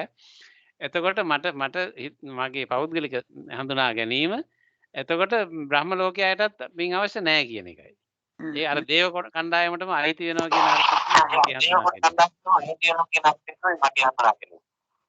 ස්තුතියි ස්වාමීන් වහන්සේ. ස්වාමීන් වහන්සේ ඔව්. මේ දේශනාවට අනුව ඒ කියන්නේ 7 දවසේ දානේ 3 මාසේ දානේ කියලා එහෙම හරියටම දවස් 7ක් මාස 3ක් කියලා එහෙම ඒක තියෙන්නේ අපේ චාරිත්‍රවල මට හිතුණා එහෙම නැත්තම් මේ ඒ කරන මේ ක්‍රියාව කොයි වෙලාවෙ කරන් කියන එක කමක් නැහැ. කියන්නේ ඒක දවස් 7ට 3 මාසෙට කියලා සීමා වෙන්න නෑ. එහෙම දවසටම වෙන්න ඕනෙත් නෑ කියලා හැඟීම හරියද අපේ ස්වාමීන් වහන්සේ? හොඳ ප්‍රශ්නයක් ඒක. දැන් අපි මෙහෙම හිතමු ඔය ගැන. ඇත්තටම මොහොම ප්‍රශ්න කරන එක හරි හොඳයි. බොහෝ දේවල් අපිට ඒක මතු කර ගන්න පුළුවන්. දැන් එකක් තමයි ඔය මේ ධර්ම සාහිත්‍ය වල සමහර තැන් වල සඳහන් වෙනවා මිය පරලෝකීය ඥාතියෙක් දින 7ක් ගන්ධබ්බ අවස්ථාවේ ඉඳලා ඊට පස්සේ දින 7 ගියාට පස්සේ නැවත සුදුසු භවයකට උපතක් හැටියට ලබන්න පුළුවන් කියන දේවල් මේ එහෙම අදහසක් තියෙනවා එක පැත්තකින්.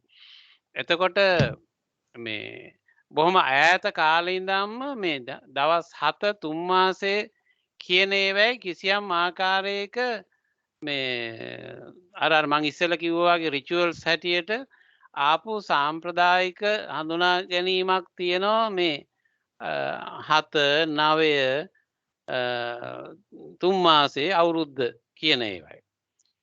දැන් අපි සරල මේ නිකන් සාමාන්‍ය උදාහරණයක් ගමු. ඔය යම් දේවල් වල දැන් ඔය මරණයෙන් පස්සේ දැන් ඔය අපි කතා කරන කිලි කියලා හඳුන්වන ක්‍රමයක් තියෙනවනේ ඔය අපිරිසුදු කාලයක් සම්බන්ධයෙන් කියලා. ඒ වයේදී දවස් 7 3 මාසේ ඔහොම ගණන් හැදීමක් ඒ අයගේ තියෙනවා. නක්ෂත්‍රානුකූලව එහෙම ගණන් හැදීමක්.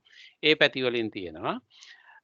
ඒ අරුණාම යම් දේවල් සම්බන්ධයෙන් ඔහොම ඔය කොයි රටක වුණත් කොයි සංස්කෘතියක වුණත් එහෙම නිශ්චිත කාල රාමු හදාගෙන තියෙනවා. දවස් 3 7 9 21 3 මාසේ ඔහොම එක ඒවා තියෙනවා. ඒ නිසා අපි කෙලින්ම දැන් අපිට විද්‍යාත්මකව කියන විදිහකට අපිට මේ නියමිත නිශ්චිත කාල සීමාවේදී එහෙම යම් වෙනසක් සිද්ධ වෙනවද මොකක් හරි චක්‍රයක් එහෙම සිද්ධ වෙනවද ඒ කාල රාමුවට අනුව කියලා අපිට එකපාරටම කියන්න හඳුනා ගන්නත් බැහැ. එක කාරණයක්. ඒ වගේම තව එකක් තියෙනවා. දැන් යම් සම්මතයක් අතිශය දීර්ඝ කාලයක් ක්‍රියාත්මක වෙනකොට දැන් අපි කියමුකෝ මම කිව්ව දින 3 7 9 21 3 මාසේ වර්ෂය කියන ඔය කියන දවස්වල තියෙන විශේෂත්වය මොන යම් හේතුවක් නිසා අවුරුදු දහස් ගණන් දැන් බුදු සමයට පෙර ආතුව ඉඳන්මත් ඇවිල්ලා තියෙනවානේ. දැන් අපි ඔය සතිය කියලා කතා කරපු ඒ දවස් 7න් 7 මේ එහෙම ගත්ත ඒවා ඔය නොඑක් තැන්වලදී එක යම් ඔහොම කාල රාමුවක් තියෙන අවස්ථා තියෙනවා. දැන් මම කියන්න යන්නේ දැන් ඔය විදිහට අවුරුදු දහස් ගාණක් මුළුල්ලේ මේ දින 3න් 7න් 9න් 21න් 3 මාසෙන් වර්ෂයෙන් කියන ක්‍රමයට යම් දේවල් මේ ආගමික උත්සව හරි පුණ්‍යානුමෝදනා හරි මොනවා හරි කරන චාරිත්‍රයක් තියෙනවානේ. ඒක තියෙනවානේ. දැන් ඔය මියපරලෝ යන ඥාතියා අපි කියමු X කියන පුද්ගලයා මරණයටපත් වෙනවා කියලා. එතකොට මරණයටපත් වුණාම X ගේ විඥාණය තුල තියෙනවා අර දීර්ඝ කාලයක් තිස්සේ අහලා දැකලා හඳුනාගෙන තියෙන මේ දින 3න් 7න් දවස් 21න් 3 මාසෙන් අවුරුද්දෙන් පින් අනුමෝදන් කිරීම වෙනවා කරනවා කියන හඳුනා ගැනීම එයාගේ විඥානයේ තියෙනවනේ. ඒ සටහන තියෙනවනේ. එතකොට ඒ අනුව යම් විදියකින් එයා පෙත්තිවිසයක මේ භවතලයකට ගියා නම් එතකොට එයා අපේක්ෂා කරනවානේ එහෙනම් දවස් 3න් හෝ 7 දවසෙන් හෝ 3 මාසෙන් හෝ මට මාව මතක් කරයි කියලා මගේ ඥාතීන්.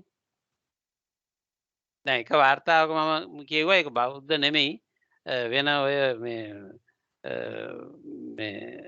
මේ පල්ලෝගිය අය සම්බන්ධ තියෙන මේ වාර්තාවක ඒකේ කියවුණා මේ කියලා තිබුණා එයා මරණයටපත් වුණා. එයා ඊට පස්සේ මේ ගෙදරට ඇවිල්ලා එක්තරා තැනක මේ ගෙදර තැනක් එක කියලා තිබුණා. එක්තරා තැනකට වෙලා හිටියා ගෙදර අය දෙහි බලාගෙන මේ මාව අඩුම තරමින් මගේ නමවත් කියයි කියලා බලාගෙන හිටියා 3 මාසයක් යනකම්. අඩුම තරමින් මගේ නමවත් කිව්වේ නැහැ. මේ ගෙදර අය 3 මාසයක් යනකම් මං එතනින් ඊට පස්සේ යන්න ගියා කියලා ඒ කතාන්තරේ වාර්තාව එක මියපරලෝ ගිය අය සම්බන්ධයෙන් කරච්ච වාර්තාවක තිබිච්ච එකක් මේ බෞද්ධ අයිතිත් නෙමෙයි. එතකොට එයා 3 මාසයක් යනකම් බලා හිටියලු මේ අඩුම තරමින් එයාගේ නමවත් කියවෙයි කියලා. එහෙම මේ ඉඳලා බලා ඉඳලා එයා මේ යන්න ගියා කියලා. ඊළඟට මගේත් අත්දැකීමක් තියෙනවා. දැන් ඔය එක ළමයෙකුට මේ තරුණ වයසේ ගැහණු දරුවෙකුට එයාගේ බාප්පා මේ වැහිලා ආවේශ වෙලා ඊට පස්සේ දැන් ඒ මම්මයි යාට ප්‍රතිකාර කළේ. ඊට පස්සේ එයා ආවේශ වෙච්ච වෙලාවක කිව්වා මේ ඔය විකම වෙච්ච කරපු ගෙදර අයට උඹලා මම මැරුණාට පස්සේ නිකන්වත් මතක් කරලා පින්කමක් කළාද මෙන්න මෙච්චර දෙයක්වත් හාමුදුර කෙනෙකුටවත් දීලා මොකක්වත් කළාද කියලා අර ගොල්ලන්ගෙන් ඇහුවා. ඒ ඇහුවාම ඒගොල්ලෝ මොකක්වත් එයා වෙනුවෙන් කරලා තිබිලා නැහැ. එතකොට දැන් එයා අර ආවේශ වෙලා අහනවා උඹලා මෙන්න මේ දවස්වල මේ මෙහෙම දෙයක් මා වෙනුවෙන් කළාද කියලා. එතකොට එහෙම වෙච්ච යම් සිදුවීම් තියෙනවා.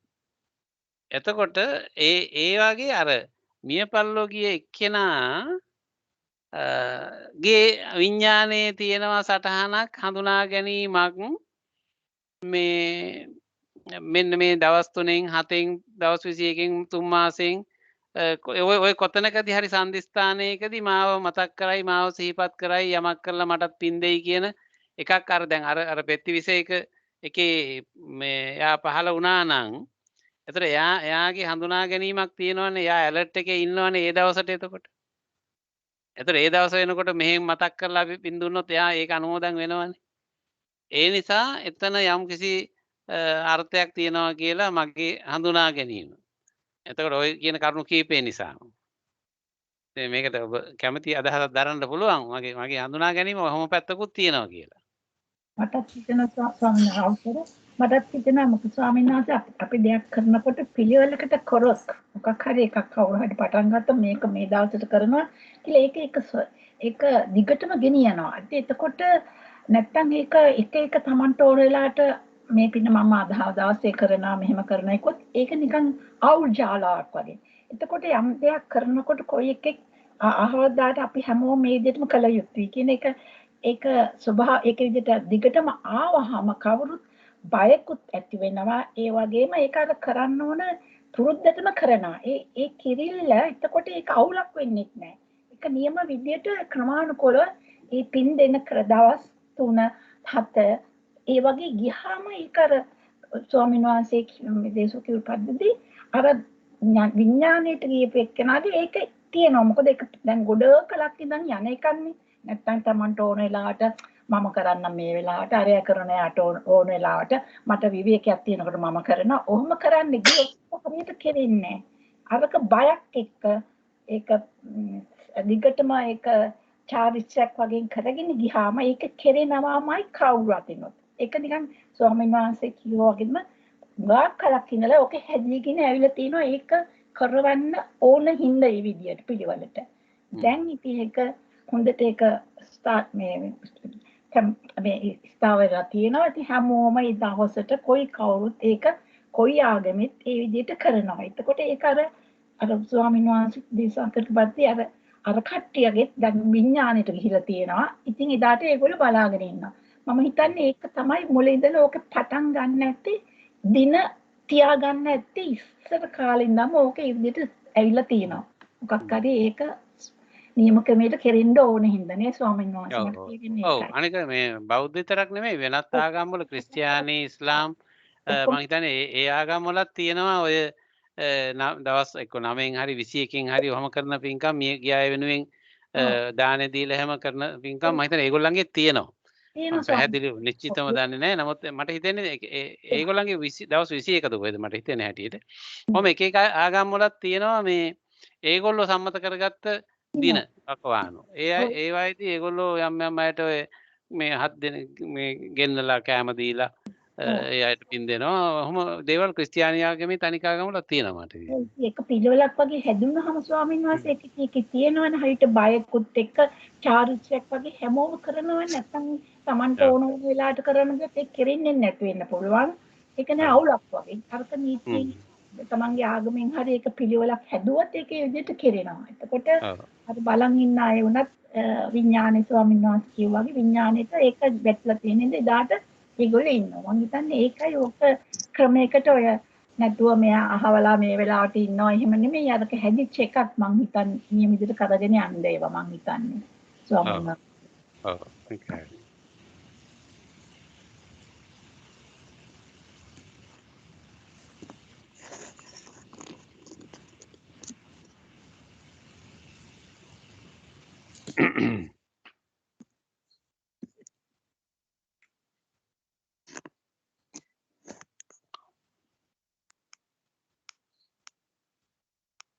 මේ මාතෘකාව මොකද වැදගත් මොකද අපි හැම කෙනෙක්ම මේ වැඩපිළිවෙලේ ඉන්නවනේ මේ පරිලෝකීය ඥාතීන්ට පින් පැමිණවීම කියන වැඩේ අනික අපි හැමදෙනාටම කවුරු හරි අපේ මේ පරිලෝකීය ඥාතීන් ඉන්නවා. අපේ දෙමව්පියෝ ඉතින් අපි වැඩිහිටියන වෙලා ඉන්නකොට දැන් අනිවාර්යයෙන්ම අපේ දෙමව්පියෝ නැහැනේ. ඉතින් ඒ අය ඉන්නවා. ඉතින් ඔහොම අපිට හැමදෙනාටම මේක සම්බන්ධයි. ඒ නිසා ඒක අපි ටිකක් තේරුම් ගන්න එකත් හොඳයි.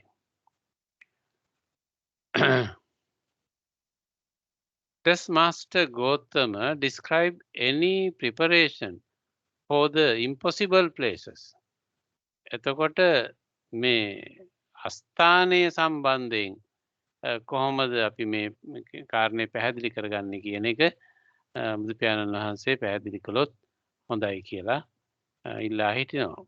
Brahman, I do describe a preparation for the impossible places. There is the case where a certain person takes what is not given, engages in sexual misconduct, tells lies, engages in divisive speech, engages in abusive speech, engages in idle chatter, is covetous, bears ill will, and has wrong views, but he gives food, drink, clothes, vehicles, garlands, scents, creams, bed, lodgings, and lamps to contemplatives and Brahman. මෙතන මේ සාමාන්‍ය භාවිතින්ද මෙතන ඉඳලා තියෙන මේ ඔක්කොම දේවල් contemplatives or Brahman කියලා. කියන්නේ පැවිදි පූජනීය අයට හෝ බ්‍රාහ්මණයන්ට. බ්‍රාහ්මණ කියන අයත් ඒ කාලේ එහෙම පූජනීයත්වයෙන් සලකපු අය විවිධ වූ ඉගෙනීම් හා ස්තෝත්‍ර ගීතිකා කිරීමෙන් විවිධ ආකාරයේ එක්තරා විදිහක පූජනීය මට්ටමින් හිටපු අය. බ්‍රාහ්මණයොත් contemplatives කියලා කියන්නේ කවර හෝ ශ්‍රමණ කියන සම්ප්‍රදායන්ට අයිති වෙච්ච අය contemplatives කියලා හඳුන්වන්නේ. එතකොට මේ සාමාන්‍ය විවහාරයෙන් අපි ශ්‍රමණ බ්‍රාහ්මණ කියලා හඳුන්වනවා. එතකොට මේ බ්‍රාහ්මණ කියන අය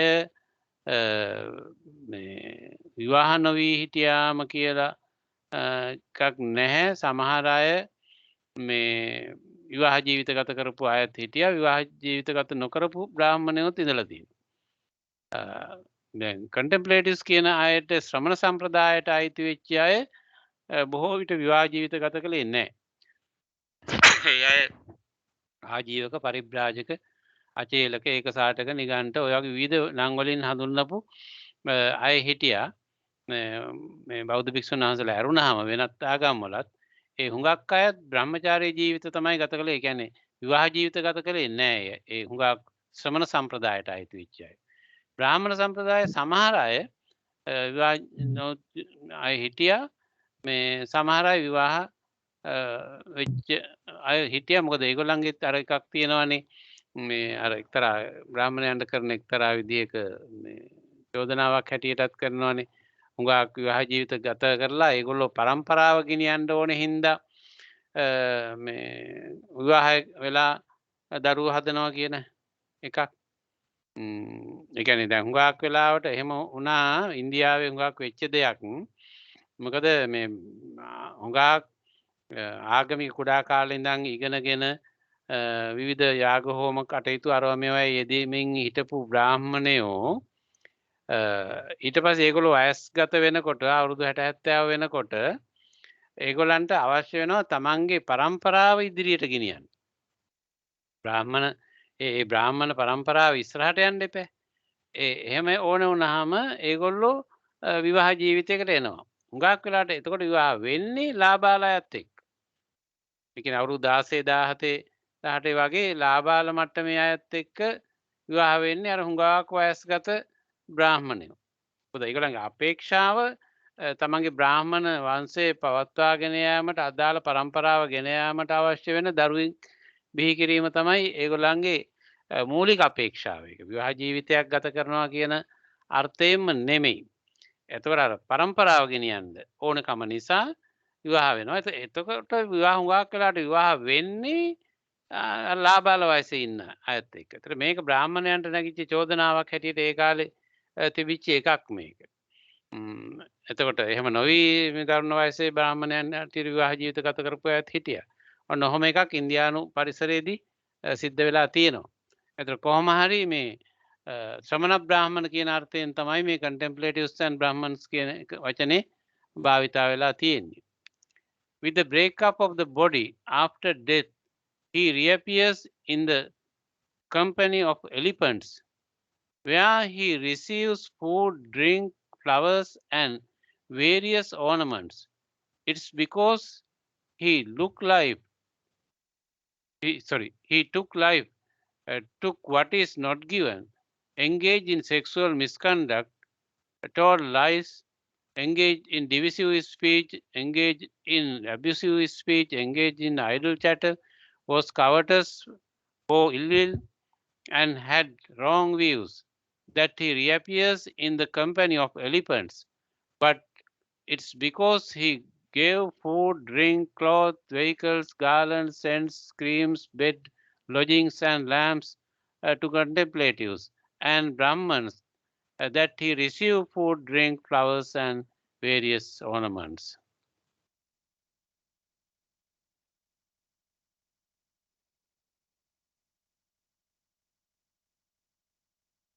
සචේ පනක් බෝ ගෝතම සෝච්චේව පේතෝ ඥාති සාලෝහිත තන්ටාන අනුප ඒක අපි කිව්වා.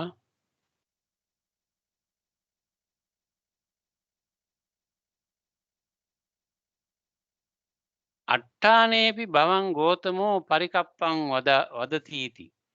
අට්ඨානේපි කෝ අහං බ්‍රාහ්මණ පරිකප්පං වදාමි. ඉද බ්‍රාහ්මණ ඒකච්චෝ පානාතිපාතී හෝති, අදින්නාදායී හෝති, කාමේසු මිච්ඡාචාරී හෝති, මුසාවාදී හෝති, පිසුනාවාචෝ හෝති, පරුසාවාචෝ හෝති, සම්පප්‍රලාපව හෝති, අවිජ්ජාලු හෝති, ව්‍යාපන්න චිත්තෝ හෝති, මිච්ඡාදිට්ඨිකෝ හෝති, සෝ දාතා හෝති සමනස්සවා බ්‍රාහ්මනස්සවා අන්තං පානං වත්තං යානං මාලා ගන්ධ විලේපනං සෙය්‍යා වසත පදීපෙය්‍යං සෝ කායස වේදා පරම්මරණා හත්තීනං සාභ්‍යතං උපපජ්ජති සෝ තත්ත ලාභී හෝති අන්නස්ස පානස්ස මාලා නානා ලංකාරස්. එතකොට මෙතන තව ඊළඟට තත්ත්වයක් පැහැදිලි කරනවා බුදුරජාණන් වහන්සේ. දැන් බුදුරජාණන් වහන්සේගෙන් ඉල්ලා හිටියනේ මේ බුදු පියාණන් වහන්සේ මේ අස්ථානයේ කියන තැන් පිළිබඳව, මේ අස්ථානයන් පිළිබඳව පොඩි පැහැදිලි කිරීමක් කරලා දෙන්නේ කියලා ජානුස්සනි බ්‍රාහ්මණයා බුදුරජාණන් වහන්සේගෙන් ඉල්ලා හිටියනේ අස්ථාන පිළිබඳව. මේ අස්ථාන පිළිබඳව පැහැදිලි කරමින් බුදුරජාණන් වහන්සේ දේශනා කරනවා,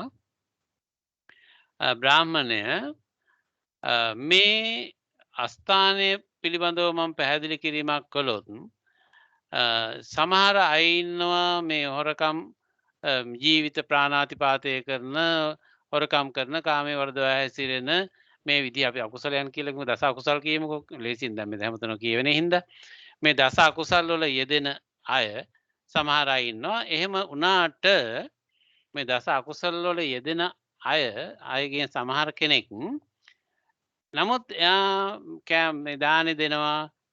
දාන කියන්නේ හාඳුනන විතරක් නෙමෙයි, ඕනෑම කෙනෙකුට ගිව්ස් ෆුඩ්. එතකොට එහෙම දීමනාවල් කරනවා, ආහාර දෙනවා, පාන වර්ග, ඇඳුම්, යාන වාහන, මල් මාලා, ඒ වගේම සුවඳ විලවුම් වර්ග, අනිකුත් සේනාසන, ඒ වගේ දේවල්, මේ ප්‍රදීප ආලෝකය ඇති කරගන්න දේවල්, ප්‍රදීප, ඒ වගේ දේවල් මේ ශ්‍රමණ බ්‍රාහ්මණයන්ට පූජා කරනවා. එතකොට එයා දස කුසල් වල යෙදෙන කෙනෙක්. නමුත් මේ පුණ්‍ය කර්මයනොත් කරලා තියෙනවා. ඒ දස කුසල් සමගම පුණ්‍ය කර්මයනොත් කළා.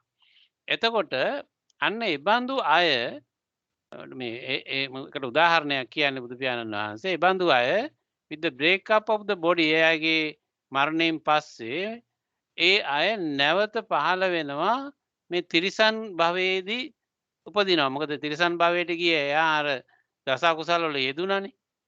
දස කුසල් වල යෙදුන නිසා එයා තිරිසන් භවයට යනවා. එම ගියාට there he receives food, drink, flowers and various ornaments. නමුත් තිරිසන් භවයට ගියාට එයාට හම්බ වෙනවා ඇති තරම් කෑම, බීම, මල්, ඒ වගේම ආභරණ මේ නොයෙකුත් දේවල් හම්බ වෙනවා. දැන් අපිත් ඉන්නේ නේද ලංකාවේ අලි ඇත්තු පෙරහැර එහෙම කියනකොට හරියට සරසලනේ කියන්නේ නේද? ඇත් හැට්ටයක් අන්දෝලා නෙත්ති මාලයක් දාලා අර දලවලට විවිධ රන් රිදියෙන් හදපු කොපු දාලා ඒ දල අගිස්සට විවිධ කොපු වර්ග දාලා ඊට පස්සේ මෙයාගේ කන් දෙකටත් අර මේ ඇඳුම් දාලා ඊළඟට ලයිට් වලින් ආලෝකමත් කරලා මේ ඔක්කොම කරලානේ මෙයාව කියන්නේ. එතකොට එයා මේ ඔය අතරේ මොනවා හරි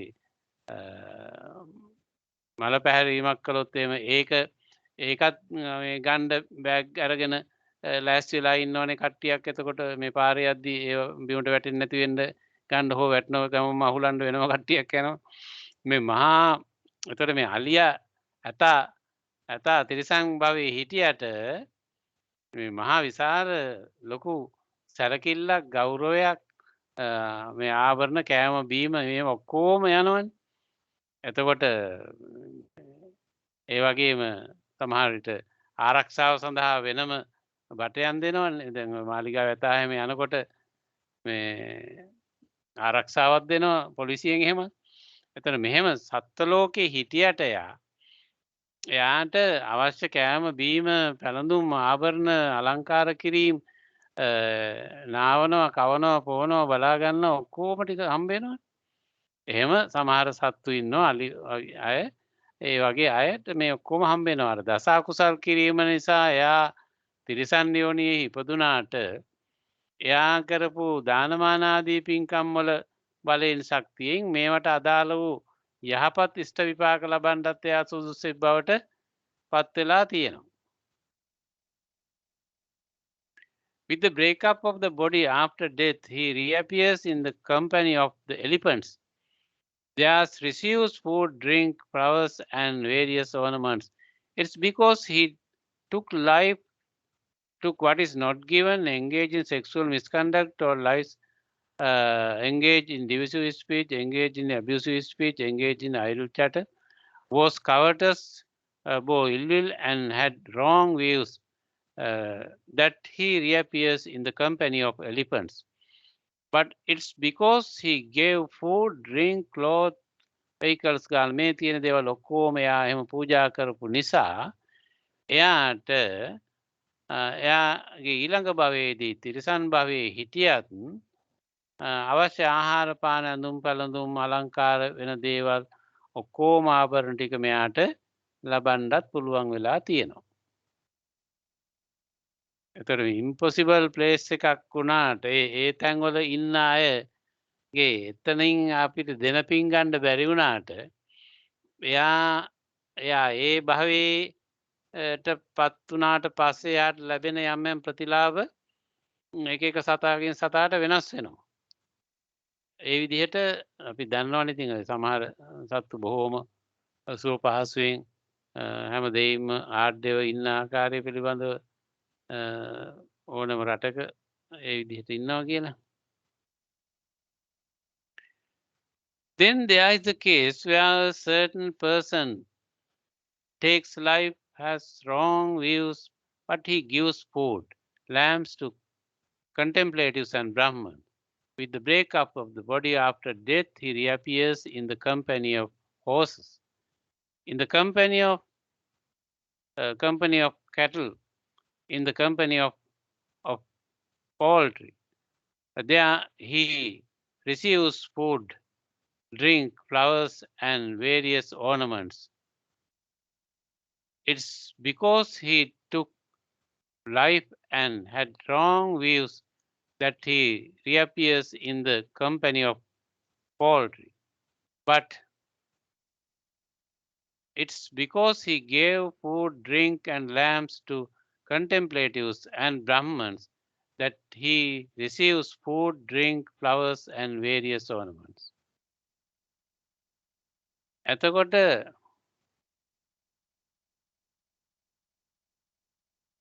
මතක නැහැ පෝල්ට්‍රි කිව්වේ කවුද?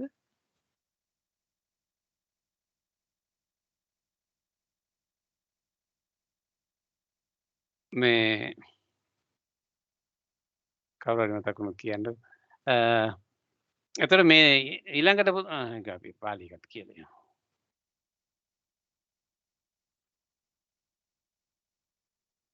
යංකෝ බ්‍රාහ්මණ ඉද පානාතිපාති අදින්නාදායි කාමේසු මිච්ඡාචාරී මුසාවාදී පිසුනාවචා පරසාවචා සම්පප්පලාප අවිජ්ජාලු ව්‍යාපන්න චිත්තෝ මිච්ඡාදිට්ඨිකෝ තේනකෝ කායස්ස වේදා පරම්මරණ හත්තීනං සාභ්‍යතං උපජ්ජති යංචකෝ වේ දාතා හෝති සමනස්වා බ්‍රාහ්මනස්ස අන්තම් පානං වත්තං යානම් මාලාගන්ධ විලේපනං සෙය්‍ය වසත දීප යන් තේනසෝ තත්ත ලාභී හෝති අන්නස්ස පානස්ස මාලා නානාලංකාරස්ස ඉදපන බ්‍රාහ්මණ ඒකච්චෝ පානාතිපාති හෝති පේ මිච්ඡාදිට්ඨිකෝ හෝති සෝ දාතා හෝති සමනස්වා බ්‍රාහ්මනස්වා අන්නම් පානං වත්තං යානම් මාලාගන්ධ විලේපනං සෙය්‍යා වසත දීපෙය්‍යං සෝ කායස් වේදා පරම්මරණ අස්සානං සහබ්බතං උපජ්ජති පේ ගුන්නං සහබ්බතං කුක්කුරාණං සහබ්බතං උපජ්ජති සෝ තත්ත ලාභී හෝති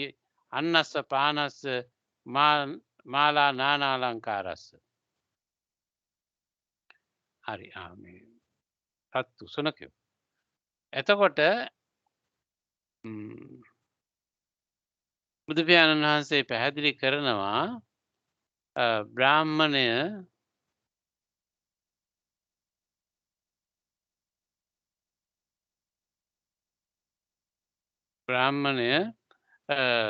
සමහර කෙනෙක් මේ ප්‍රාණාතිපාතයේ යෙදෙනවා සතුන් මැරීමේ යෙදෙනවා සමහර අය හොරකම් කරනවා ඔය විදිහට දස අකුසල් වලම යෙදෙනවා. නමුත් ඒ අය යම් කෙනෙක් මේ දානමාන ආදී පින්කම් ශ්‍රමණ බ්‍රාහ්මණයින්ට දානමාන ආදී පින්කම් පවත්වනවා. ඒ අයගේ මරණයෙන් පස්සේ ඒ අය නැවත පහළ වෙනවා අශ්වයෝ වෙලා ඒ වගේම ගවයෝ වෙලා ඒ වගේම සුනකයෝ වෙලා මේ නැවත පහළ වෙනවා. එතකොට ඒ අයට හොඳට කෑමවීම හම්බ වෙනවා ආභරණ හම්බ වෙනවා අනිකුත් පහසුකම් ඔක්කොම හොඳට හම්බ වෙනවා. මොකද ඒ අය මේ වැරදි දෘෂ්ටීන් වල ඉඳලා වැරදි ආකාරයේ දෝෂයන් අසකුසල වල යෙදෙමින් ඉඳලා ඒගොල්ලෝ නැවත ඒ නිසා ඒගොල්ලෝ මේ අශ්වයන් ගවයන් සුනකයන් ආදී අය බවට පත් වෙනවා. නමුත් ඒ අය දානමාන ආදී පින්කම් පවත්වපු නිසා ඒ අයට ප්‍රමාණවත් ආහාර පාන ඒ වගේම පහසුකම් අනිකුත් සියලු දේවල් ආවරණ හා අනිකුත් හැම දෙයක්ම අවශ්‍ය දේවල් කිසිදු අඩුපාඩුවක් නැතුව ඒගොල්ලෝ ලබන්න හේතු වෙනවා කියලා බුදුරජාණන් වහන්සේ පැහැදිලි කරනවා.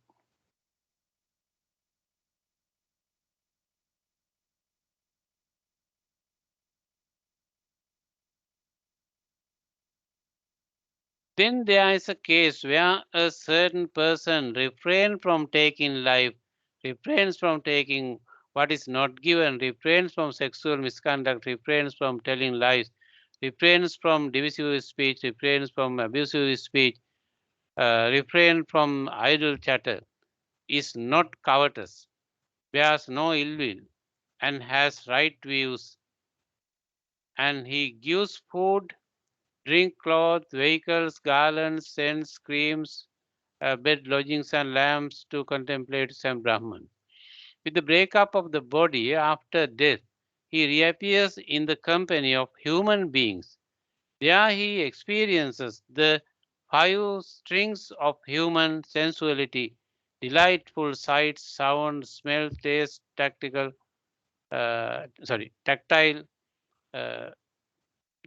sensations. It's because he refrains from taking what is not given, refrains from sexual misconduct, refrains from telling lies, refrains from divisive speech, refrains from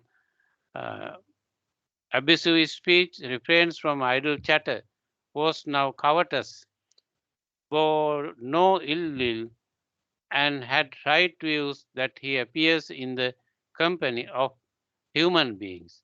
And it's because he gave food, drink, clothes, vehicles, garlands, scents, cream, bed, lodgings and lamps to contemplatives and Brahmans, that he experiences the 5 strings of human sensuality.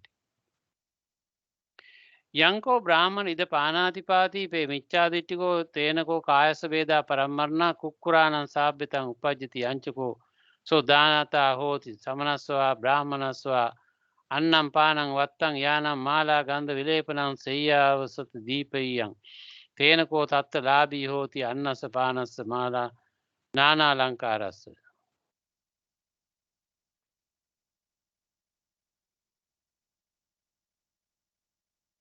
idako brahmana ekaccho panatipata parivirto hoti peya sammadittikko hoti so data hoti samanaswa brahmanaswa annam panam vattam yanam mala gandha vilepanam seyyavasat deepayam so kayasa veda parammarna manussanam sabbhitam upapajjati so tatta labhi hoti manusakanam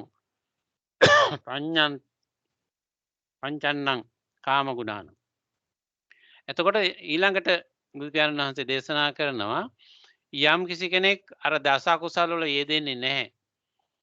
ඒ වගේම එයා දානමාන ආදී පින්කනුත් කරනවා. එතකොට ඒ නිසා එයාගේ මරණයෙන් පස්සේ එයා නැවත පහළ වෙනවා මනුස්ස ලෝකෙ. ඒ මනුස්ස ලෝකේ පහළ වුණාම එයා දැන් අර දස අකුසල් වල යෙදුන්නේ නැහනේ. ඒ නිසා මනුස්ස ලෝකේ ලබන්න වාසනාව ලබනවා. ඒ වාසනාව ලබලා එයාට දානමාන ආදී පින්කම් වලත් යෙදුණානේ. ඒ නිසා එයාගේ ඉන්ද්‍රියන් පැහැපත්ව ප්‍රසන්නව හොඳින් ක්‍රියාත්මක වෙන ආකාරයෙන් ක්‍රියාත්මක වෙනවා. පැහැපත් ඉඳුරන් නැතිව සක්‍රීය මනවින් හසිරුවිය හැකි ඉඳුරන් සහිතව එයා මනුස්ස ලෝකෙ ඉපදිනවා. මොකද එයා අර දස අකුසල් වල යෙදුනේ නැහැ. ඒ වගේම දානමාන ආදී පින්කම් කටයුතු වල හොඳින් යෙදුන කෙනෙක් නිසා එයා එහි ප්‍රතිඵල ලබනවා මනුස්සයෙක් හැටියට හොඳ ප්‍රතිඵල ලබන්නට හොඳ ඉන්ද්‍රියන් පැහැපත් ඉන්ද්‍රියන් නැතිව එයා මේ ලෝකේ හොඳින් ජීවත් වෙන්නට අපහසුයක් ගැටලුවක් නැතුව ජීවත් වෙන්නට සුදුසුකම් ලබනවා.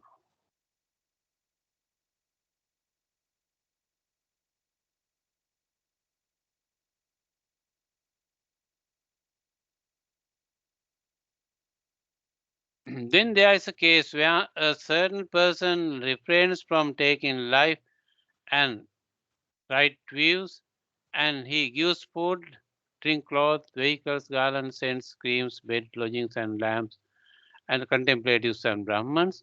With the breakup of the body after death, he reappears in the company of Devas. There he experiences 5 strings of divine sensuality, delightful sights, sounds, smells, tastes, and tactile sensations.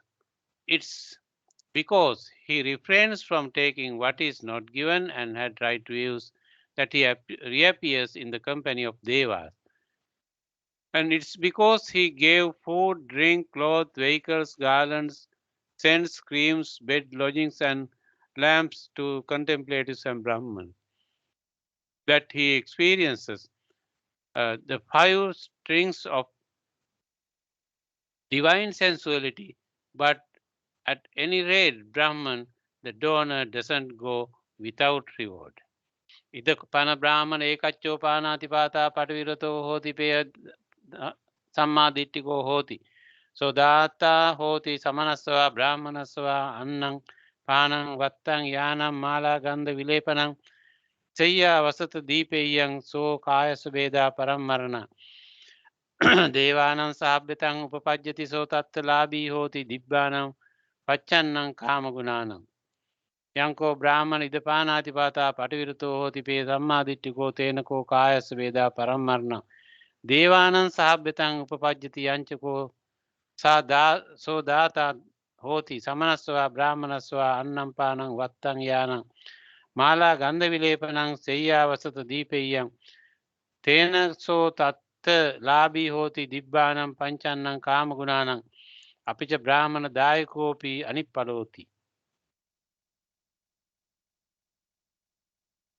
එතකොට බුදුරජාණන් වහන්සේ ඊළඟට පැහැදිලි කරනවා යම් කිසි කෙනෙක් මේ දස අකුසලයන්හි යෙදෙන්නේ නැහැ.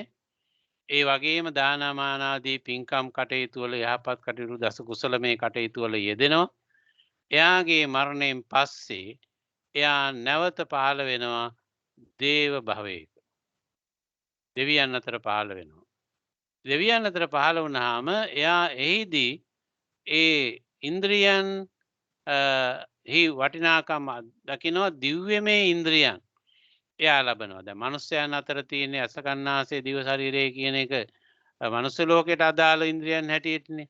මේ දෙවියන් අතර පහළ වෙන අය දිබ්බ චක්කු දිබ්බ සෝත ආදී වශයෙන් ඒ දිව්‍යමය කනක් දිව්‍යමය ඇසක් දිව්‍යමය පහසුකම් ලබන්නට අවශ්‍ය සුදුසෙක් හැටියට දිව්‍ය ලෝකේ පහළ වෙන්නේ. ඒ නිසා එයාගේ ඇයි එහෙම වෙන්නේ? එයා දස කුසලයන්ගෙන් මිදිලා ඒ වගේම දස කුසලයන් යෙදිලා පුණ්‍යමය කටයුතු වල යෙදීම නිසා ඒව දේව භවයක උපද ලැබුවා. ඒ නිසා අවශ්‍ය දේවල් අවශ්‍ය විදිහට පහසුවෙන් ලබන්නට මේ හැම ඉන්ද්‍රියක්ම දිව්‍යමය ඉන්ද්‍රියන් වශයෙන් ලබන්නට එයා සුදුසුකම් ලැබුවා. ඒ නිසා බ්‍රාහ්මණය කවර හෝ ආකාරයකින් මේ දීමනාවක යෙදෙන පුද්ගලයා ප්‍රතිඵලයක් නොලබා ඉන්නේ නැහැ. කයි අවසානයේදී බුදුහාමුදුරුවෝ එතන දේශනා කරන්නේ මොන විදිහෙන් හරි යම් දීමනාවක හොඳ හිතින් යහපත් චේතනාවකින් කවර හෝ කෙනෙකුට යම් දීමනාවක් කරනවා නම් ඒක ප්‍රතිඵල නොලැබී යන්නේ නැහැ. ඊට අදාළ වූ යහපත් ඉෂ්ට විපාකයක් අනිවාර්යයෙන්ම ලබන්නට එයා සුදුස්සෙක් බවට පත් වෙනවාය කියලා.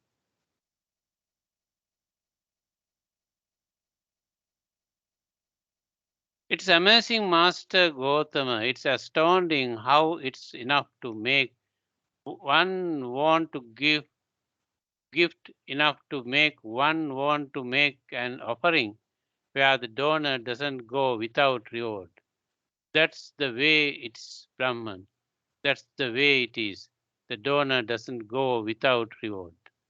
Magnificent Master Gautama, just as if he were to place upright what was overturned, to reveal what was hidden, so to show the way to one who was lost, or to carry a lamp into the dark so that those with eyes could see forms. In the same way has Master Gautama, through many lines of reasoning, made the Dhamma clear. I go to Master Gautama for refuge to the Dhamma and to the Sangha of monks. May Master Gautama remember me as a lay follower who has gone to him for refuge from this day forward to life.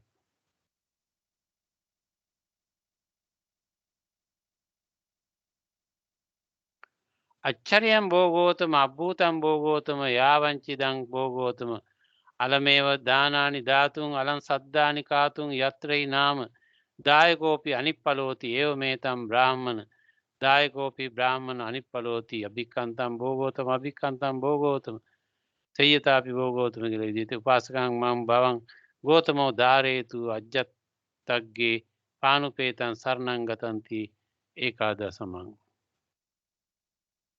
එතර බුදුරජාණන් වහන්සේ දේශනා කළා මේ දෙන තැනත්තාට ඒකේ ප්‍රතිඵල නොලැබී නම් යන්නේ නැහැ. අනිවාර්යයෙන්ම මොන විදිහකින් හෝ එයාට අදාළ ප්‍රතිඵලයක් ඒකේ ලැබෙන ඉෂ්ට විපාකයක් ලැබෙනවාමයි කියලා.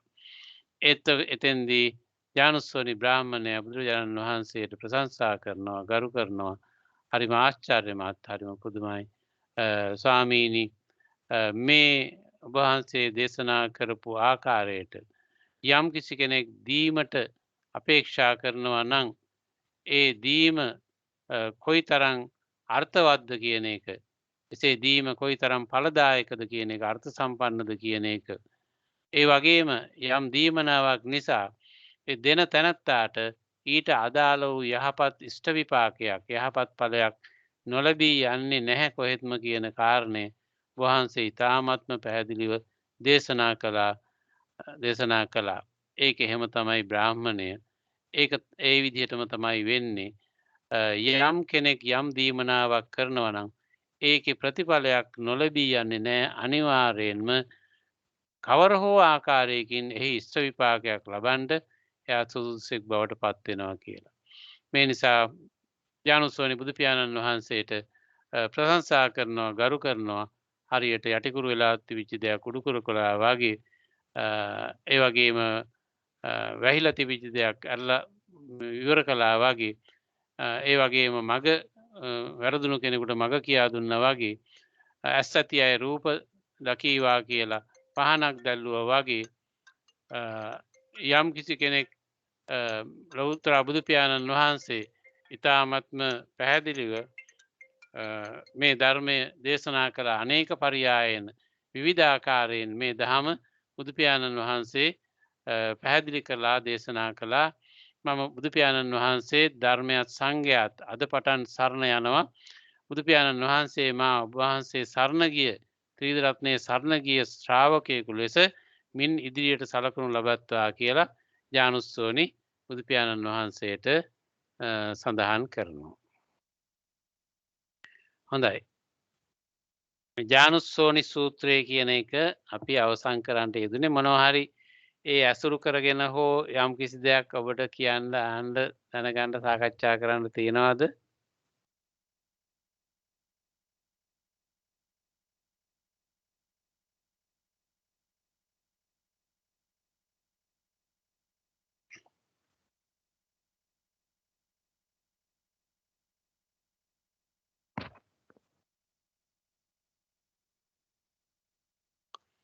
ඔබේ අදහසක් හෝ කියන්න දෙයක් හෝ අහන්න දෙයක් හෝ යමක්.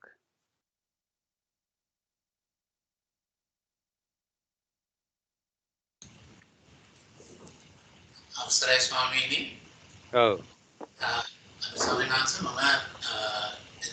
ඔබ වහන්සේගේ මුලින් කරපු පැහැදිලි කිරීම සිද්ධ වෙනවා. ඒක ඉතාම පැහැදිලි. එතෙන්දී මට හිතුණා සමහර වෙලාවට විශේෂයෙන්ම අපි ගත්තොත් මේ කොවිඩ් කාලේ සමහර අයට පින්කම් කරන්න බැරි වෙන්නේ නැති අර කියපු දවස්වලට. ඒ පසුතැවිලි වෙන්න ඕන නැහැ. මේ අවබෝධය හරියටම තියෙනවා නම් ඒ දවස් නැති වුණා ඇත්තටම පසුතැවිල්ලක් නැතුව තමන්ගේ කරන්න පුළුවන් පින්කම කරන්න පුළුවන්. මම ඒක ඒ අදහස ඇත්තටම අපි ගන්න එක හරි හොඳයි. අපි අනිවාර්යෙන්ම ඒ කියන්නේ වහන්සේ පැහැදිලි කරා වගේ ඒ මළගිය කෙනෙක්ගේ විඥානයේ ඒ දේ තියෙන්න පුළුවන් නිසා ඇත්තටම ඒ තුලින් අපි ඒ පරිතගෙන යන ක්‍රමය අරගෙන යනවා වගේ ඒක හරි වැදගත්.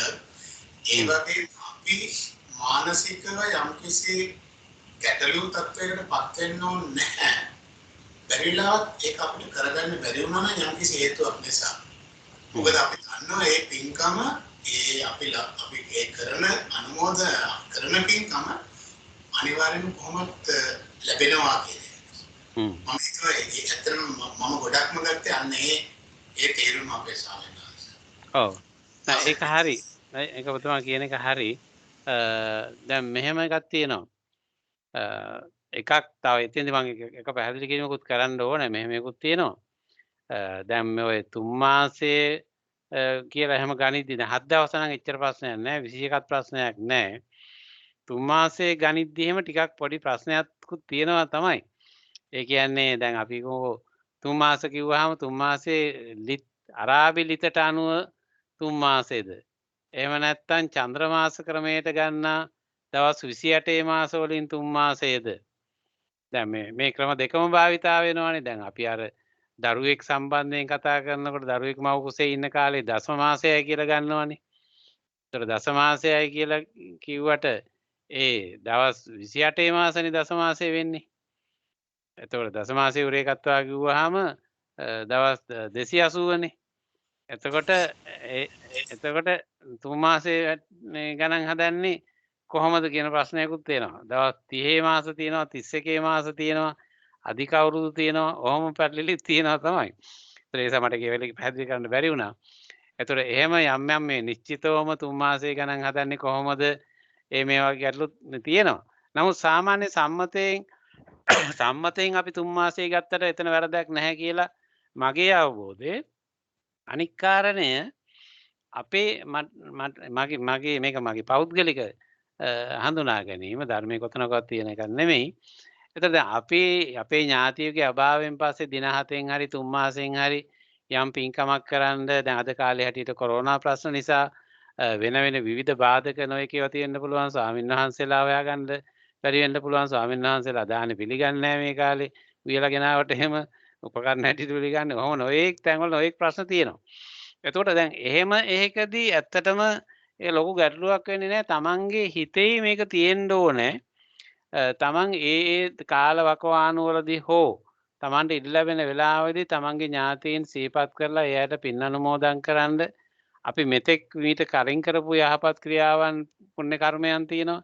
ඒවා සිහි ගන්නලා අපිට පුළුවන් පින් අනුමෝදන් කරන්න. එතකොට ඒ වගේම යම් කිසි කෙනෙකුට ඒ අවස්ථාවේදී තමන්ගේ හිතේ ප්‍රසාදයෙන් යුක්තව මගේ ඥාතීන් සුවපත් වේවා කියලා තමන්ගේ අතීත කරපු පින්කම් සිහිපත් කරලා එහෙම එයාට ප්‍රාර්ථනා කරන්න පුළුවන්. ඒ වගේම ඊටාම පුංචි දෙයක් කරලා සමහර විට ඥාතීන් සිහිපත් කරන්න පුළුවන්. ওই කවර ආකාරයෙන් කළත් ඕක එච්චර ප්‍රශ්නයක් නැහැ. දැන් අපි එකපාරට හිතනවා මේ සාංගික දානයක්ම දෙන්න ඕනේ. නැත්නම් ස්වාමීන් වහන්සේලාටම දාන දෙන්න ඕනේ. එහෙම නැත්නම් පන්සලකම මේක කරන්න ඕනේ. විවිධාකාර දේවල් අපිට හිතෙන්න පුළුවන්.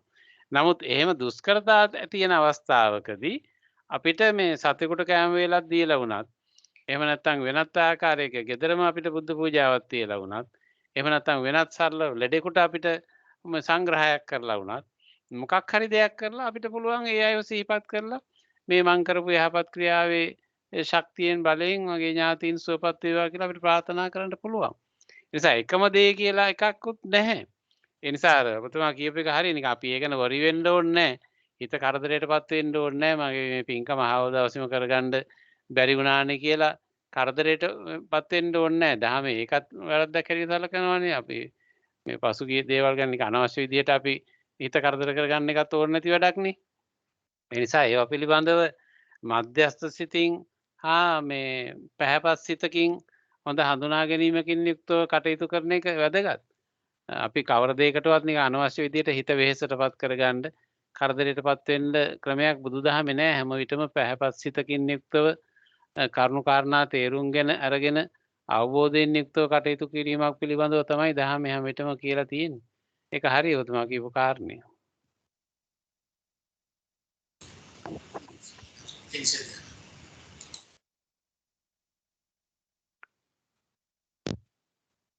ස්වාමීන් වහන්සේ ඔව්. මේකට අදාළ කරුණක් නෙමෙයි නමුත් අදාළ කරන්නත් පුළුවන් වෙයි. මට ප්‍රශ්නයක් තියෙනවා. මට දැනගන්න ඕනේ දැන් අපි පස්පව් අකුසල් කරනවනේ. අපි අකුසල් මේ ජීවිතේ ගොඩක් දේවල් කරලා ඇති. දැන් කරන්න හොඳටම හිතලා කරන්නේ නැහැ දැන්. ඉතින් අපේ ජීවිතේ ඒවා කෙරුණාම දැන් අපි දැනගෙන හරි නොදැනගෙන හරි කෙරුණාම මේ අපේ තව එකක් තියෙන්නේ මේ අපි කරන දෙයක් නෙමෙයි කෙරෙන දෙයක් නේ හේතු සම්පාදනය වෙනකොට කෙරෙනවා. එතකොට එහෙම දෙයකට අපිට සමහර වෙලාවට හිතෙනවා මේක මම රෙස්පොන්සිබල් නෑ කියලා. මේක කෙරෙන දෙයක් නිසා කියලා. හැබැයි එහෙම රෙස්පොන්සිබිලිටි එකක් නොගෙන ඉන්න බෑනේ ස්වාමින් වහන්සේ. අපිනේ කෙරුවේ. ඉතින් ඕක කොහොමද විග්‍රහ කරන්නේ? දැන් මේ ජීවිතයේ සිතුවිලි සේරම අපිට කන්ට්‍රෝල් කරන්න බැරි දෙයක් නම් අනත්ත නම් ඒවා වෙන්නේ හේතුඵල නිසා. ඒක හේතුඵල වලට දාලා දැම්මොත් ඒ කියන්නේ රෙස්පොන්සිබල් එකක් නැහැ. හැබැයි අපි කරපු දේවල් කරුණු දේවල් වලින් වෙන කෙනෙකුට හානියක් වුණා නම් ඒ කියන්නේ මම රෙස්පොන්සිබිලිටි එක ගන්න බෑ. ඒක කොහොමද විග්‍රහ කරන්නේ ස්වාමීන් වහන්සේ?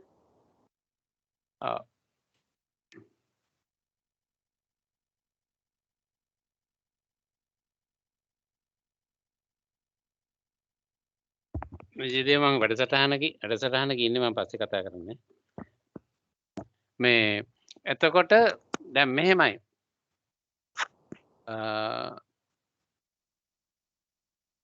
අපි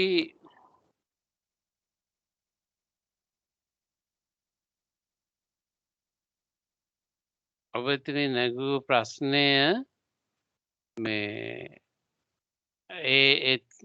තමන්ගේ හිතට එන දේට වගකීම ගන්නේ කොයි විදිහටද කියන එකනේ.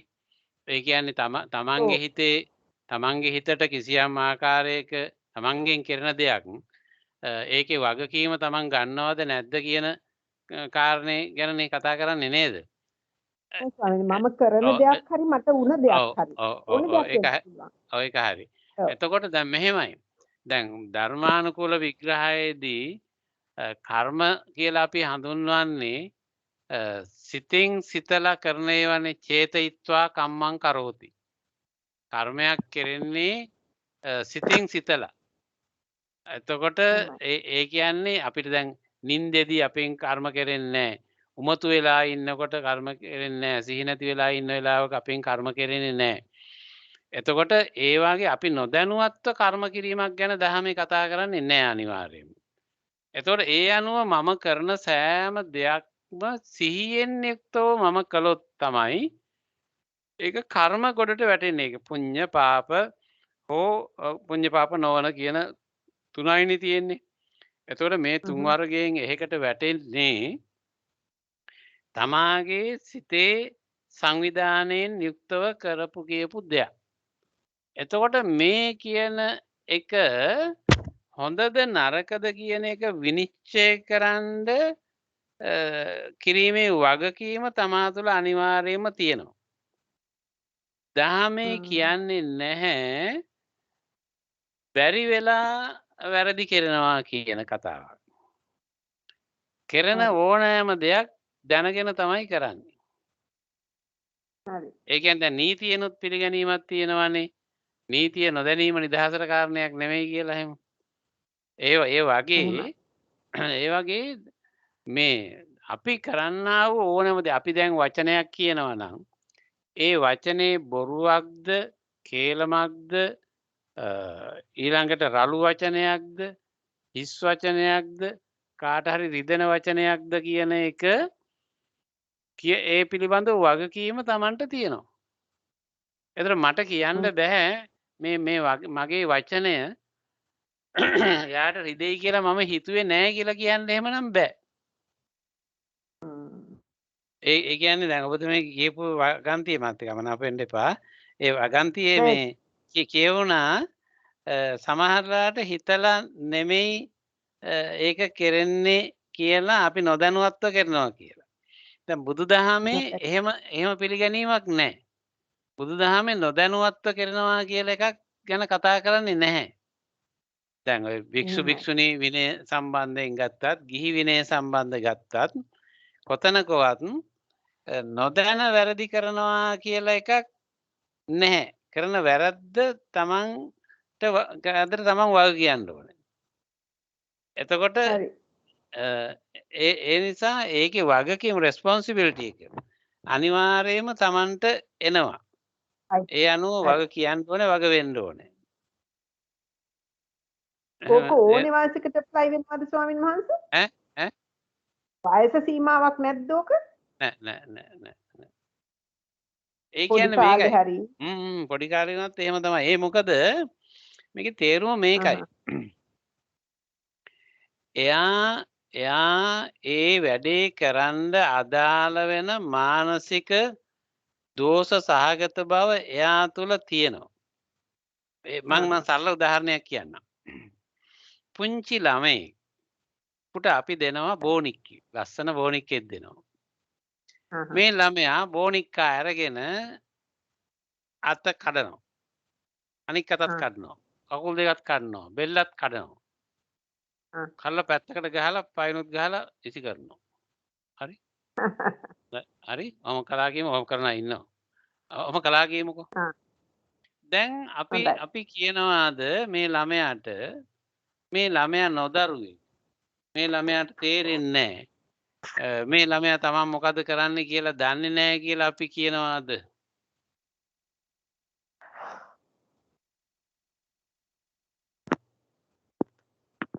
මොකද කියන්නේ? එහෙම කියනවාද? මේ දන්නේ නැහැ ළමයා මේ කියලා කියන්නේ නොදරුවෙක් ළමයා දන්නේ නැහැ. පර්පස්ලි කැඩුවේ. මොකද? කැඩුවෙත් හිතලා. ඔව්. ඔව්. දැන් සාමාන්‍යයෙන් දෙමව්පියෝ හරි නෑදෑයෙක් හරි බෝනික්කා ගෙනාපු එක්කෙනා හරි කවුරු හරි කියන්න පුළුවන්. අනේ නොදරුවනේ අනේ ඉතින් තාම දන්නේ නෑනේ පොඩි ළමයානේ තාම මුකුත් තේරෙන්නේ නෑනේ කියලා ඔහොම කියන්න පුළුවන්. ඒ වුණාට මේ ළමයාට දීපු බෝනික්කාගේ අත් දෙකයි කකුල් දෙකයි බෙල්ලයි කඩලා දැම්මේ ඒ ළමයා තුළ මේ කියන නපුරුකම දරුණුකම හිංසක හිංසා කරන්න ඕනෑකම කියන එක එයාගේ හිතේ තිබුණ හින්දානේ.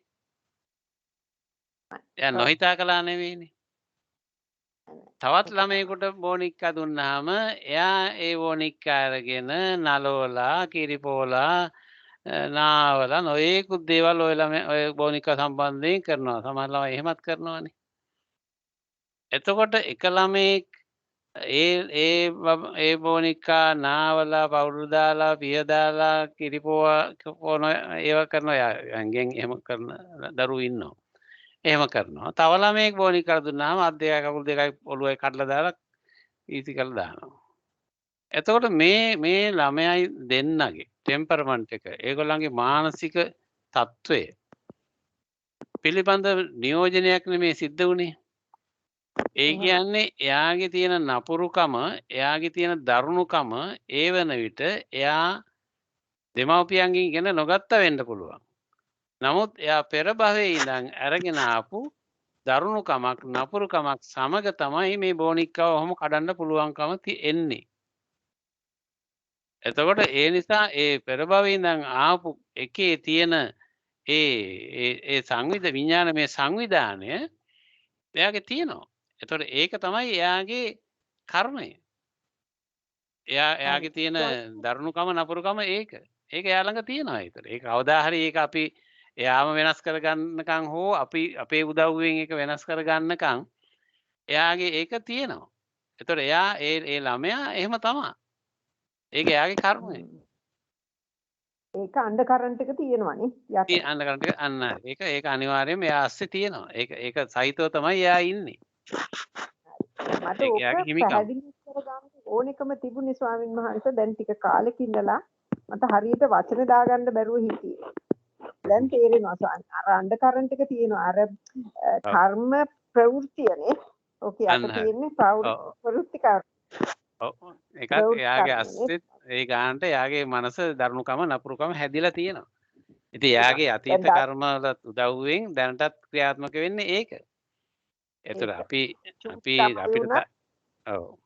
අපිට තරහ ගිහිල්ලා අපිට වෙන වෙලාවක බෝනිකෙක් කඩන්න හෝ මිනිස්සෙකුට ගහන්න හෝ මරන්න හෝ දෙයක් කරනවා නම් ඒත් ওই වැඩේම තමයි.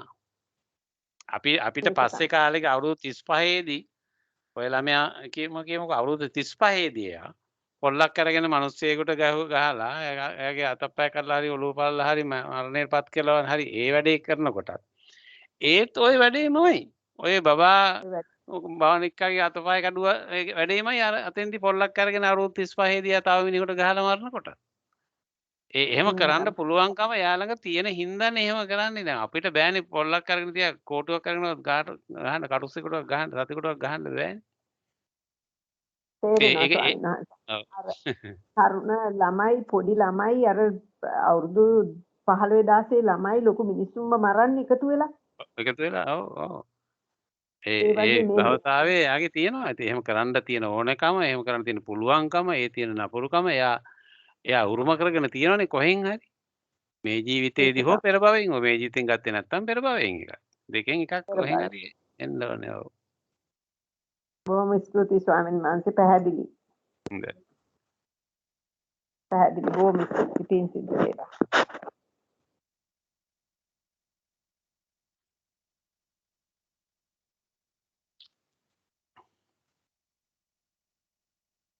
තව විනාඩි 7ක් තියෙනවා ඊළඟ සූත්‍රයට යන්නේකේ තේරුමක් නැහැ. අද තව සූත්‍රයක් මම තෝරලා තියෙනවා. ආකංකේය සූත්‍රය කියලා. අනික අර ඊළඟ දවසට බලා ගන්න පුළුවන්. අමාරු සූත්‍රයකුත් නෙමෙයි. ආකංකේය සූත්‍රය කියන්නේ. මේ අතට තව විනාඩි කිහිපයක් තියෙනවා මොනවා හරි අහන්න කියන්න එහෙම තියනවද? අපේ ස්වාමීන් වහන්සේ ඔව්. මේ මීට ඉස්සෙල්ලා මේ කතා කරපු තොරතුරු ගත්තම එතකොට ඒකට විසඳුම පොඩි දරුවෙක් කියලා හරි එතකොට ඒක විසඳුම ඒ දරුවාව මෛත්‍රී භාවනාව වගේ කෙනකට හුරු කරන එකද? ඔව් මෛත්‍රී අපි භාවනාව කියන වචනේ දැන් දරුවට එකපාරට මෛත්‍රී භාවනාව කියන එක නෙමෙයි ඒක නෙමෙයිමත් නෙමෙයි මෙහෙමයි මෛත්‍රිය සම්බන්ධයෙන් ඇයි මෛත්‍රී කරන්න ඕන කියන එක එයාට උගන්වන්න දෙපෑ කොහොම හරි දැන් ඒක කරන්ද අපි භාවනාව කියන වචනේම නෙමෙයි භාවනාව කියන අපි බෞද්ධ භාවනාවක් හැටියට මෛත්‍රී භාවනාව කියන එකම ළමයාට කරන්න බැරි වෙයිනේ. ඒතර ඊට අදාළව යම් යම් ක්‍රියාකාරකම් ඒ දරුවා සම්බන්ධයෙන් අපිට කරන්න වෙයි. දැන් මම සරල උදාහරණයක් කියන්නම්. මගේ මෙහෙ බල්ලෙක් හිටපු බල්ලෙක් අපි මෙහෙ විශේෂයෙන් ලොකු හදන්නේ නැහැ මේ බල්ලෝ. ඉතින් ඔය පන්සලක් වුණාම බල්ලෝ 4 දෙනෙක් ඉන්නවනේ. එක බල්ලෙක් මිනිස්සුන් අහපන්න පටන් ගත්තා. එතකොට දැන් එයා කීප දෙනෙක්ම හැපුවා. ඊට පස්සේ දැන් මේක ප්‍රශ්නයක්නේ. දැන් බල්ලට කරන්න දෙයක් නැහැ. බැඳලා තියන්නත් බෑ. බඳින්න කොය ලණුවක් තියන්න බෑ. කඩාගත්තොත් බෙල්ල කඩා ගන්න හදනවා. එහෙම මේ බඳින්න එහෙමත් බෑ. මිනිස්සුත් හපනවා. ඒ කියන්නේ පිටින් එන අය හපන්නේ. දැන් මට සිද්ධ වුණා මේ බල්ලව වෙනස් කරන්න. ඊට පස්සේ මම ඉතින් මේ බල්ලට සලකලා මේ බිස්කට් එහෙම දීලා හැම වෙලේම මේ හිතවත් වෙලා මෙයාගේ ස්වභාවය වෙනස් කළා. අතන මට ඒක කරන්න පුළුවන් වුණා. එතකොට ඊට පස්සේ යා මිනිස්සු අපන කෙනෙක් බවට පත් වුණේ නැහැ. මිනිස්සු යපුවේ නැහැ ඊට පස්සේ.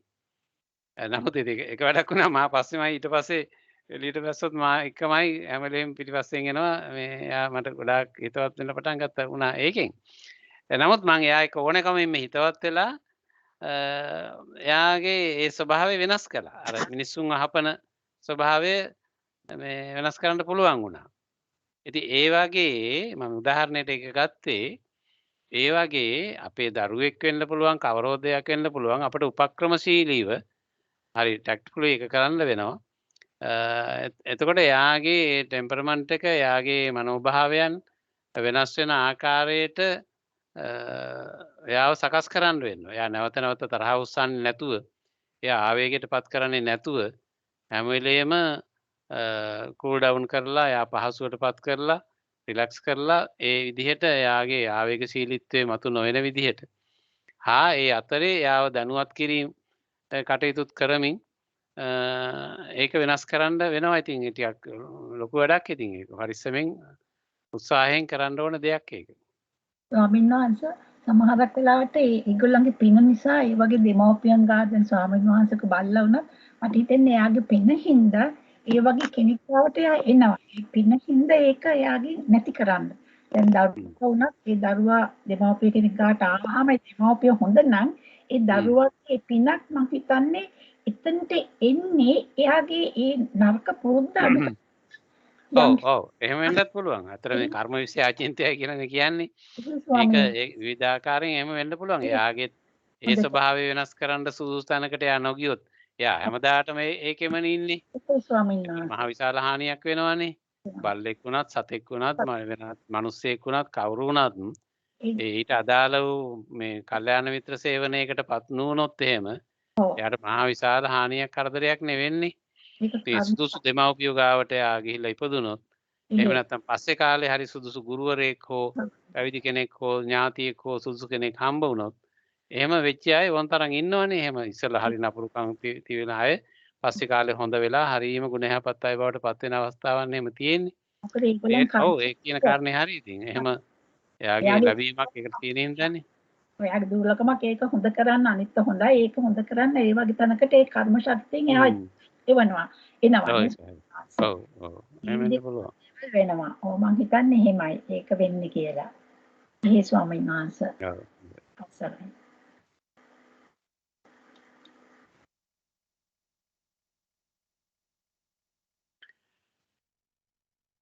වෙන ප්‍රශ්න නැහැ වගේ. එහෙමනම් කාලය අවසන් වෙනවා. ප්‍රශ්න මොනවා හරි තිබුණොත් ඊළඟ දවසේ අපි සාකච්ඡා කරමු.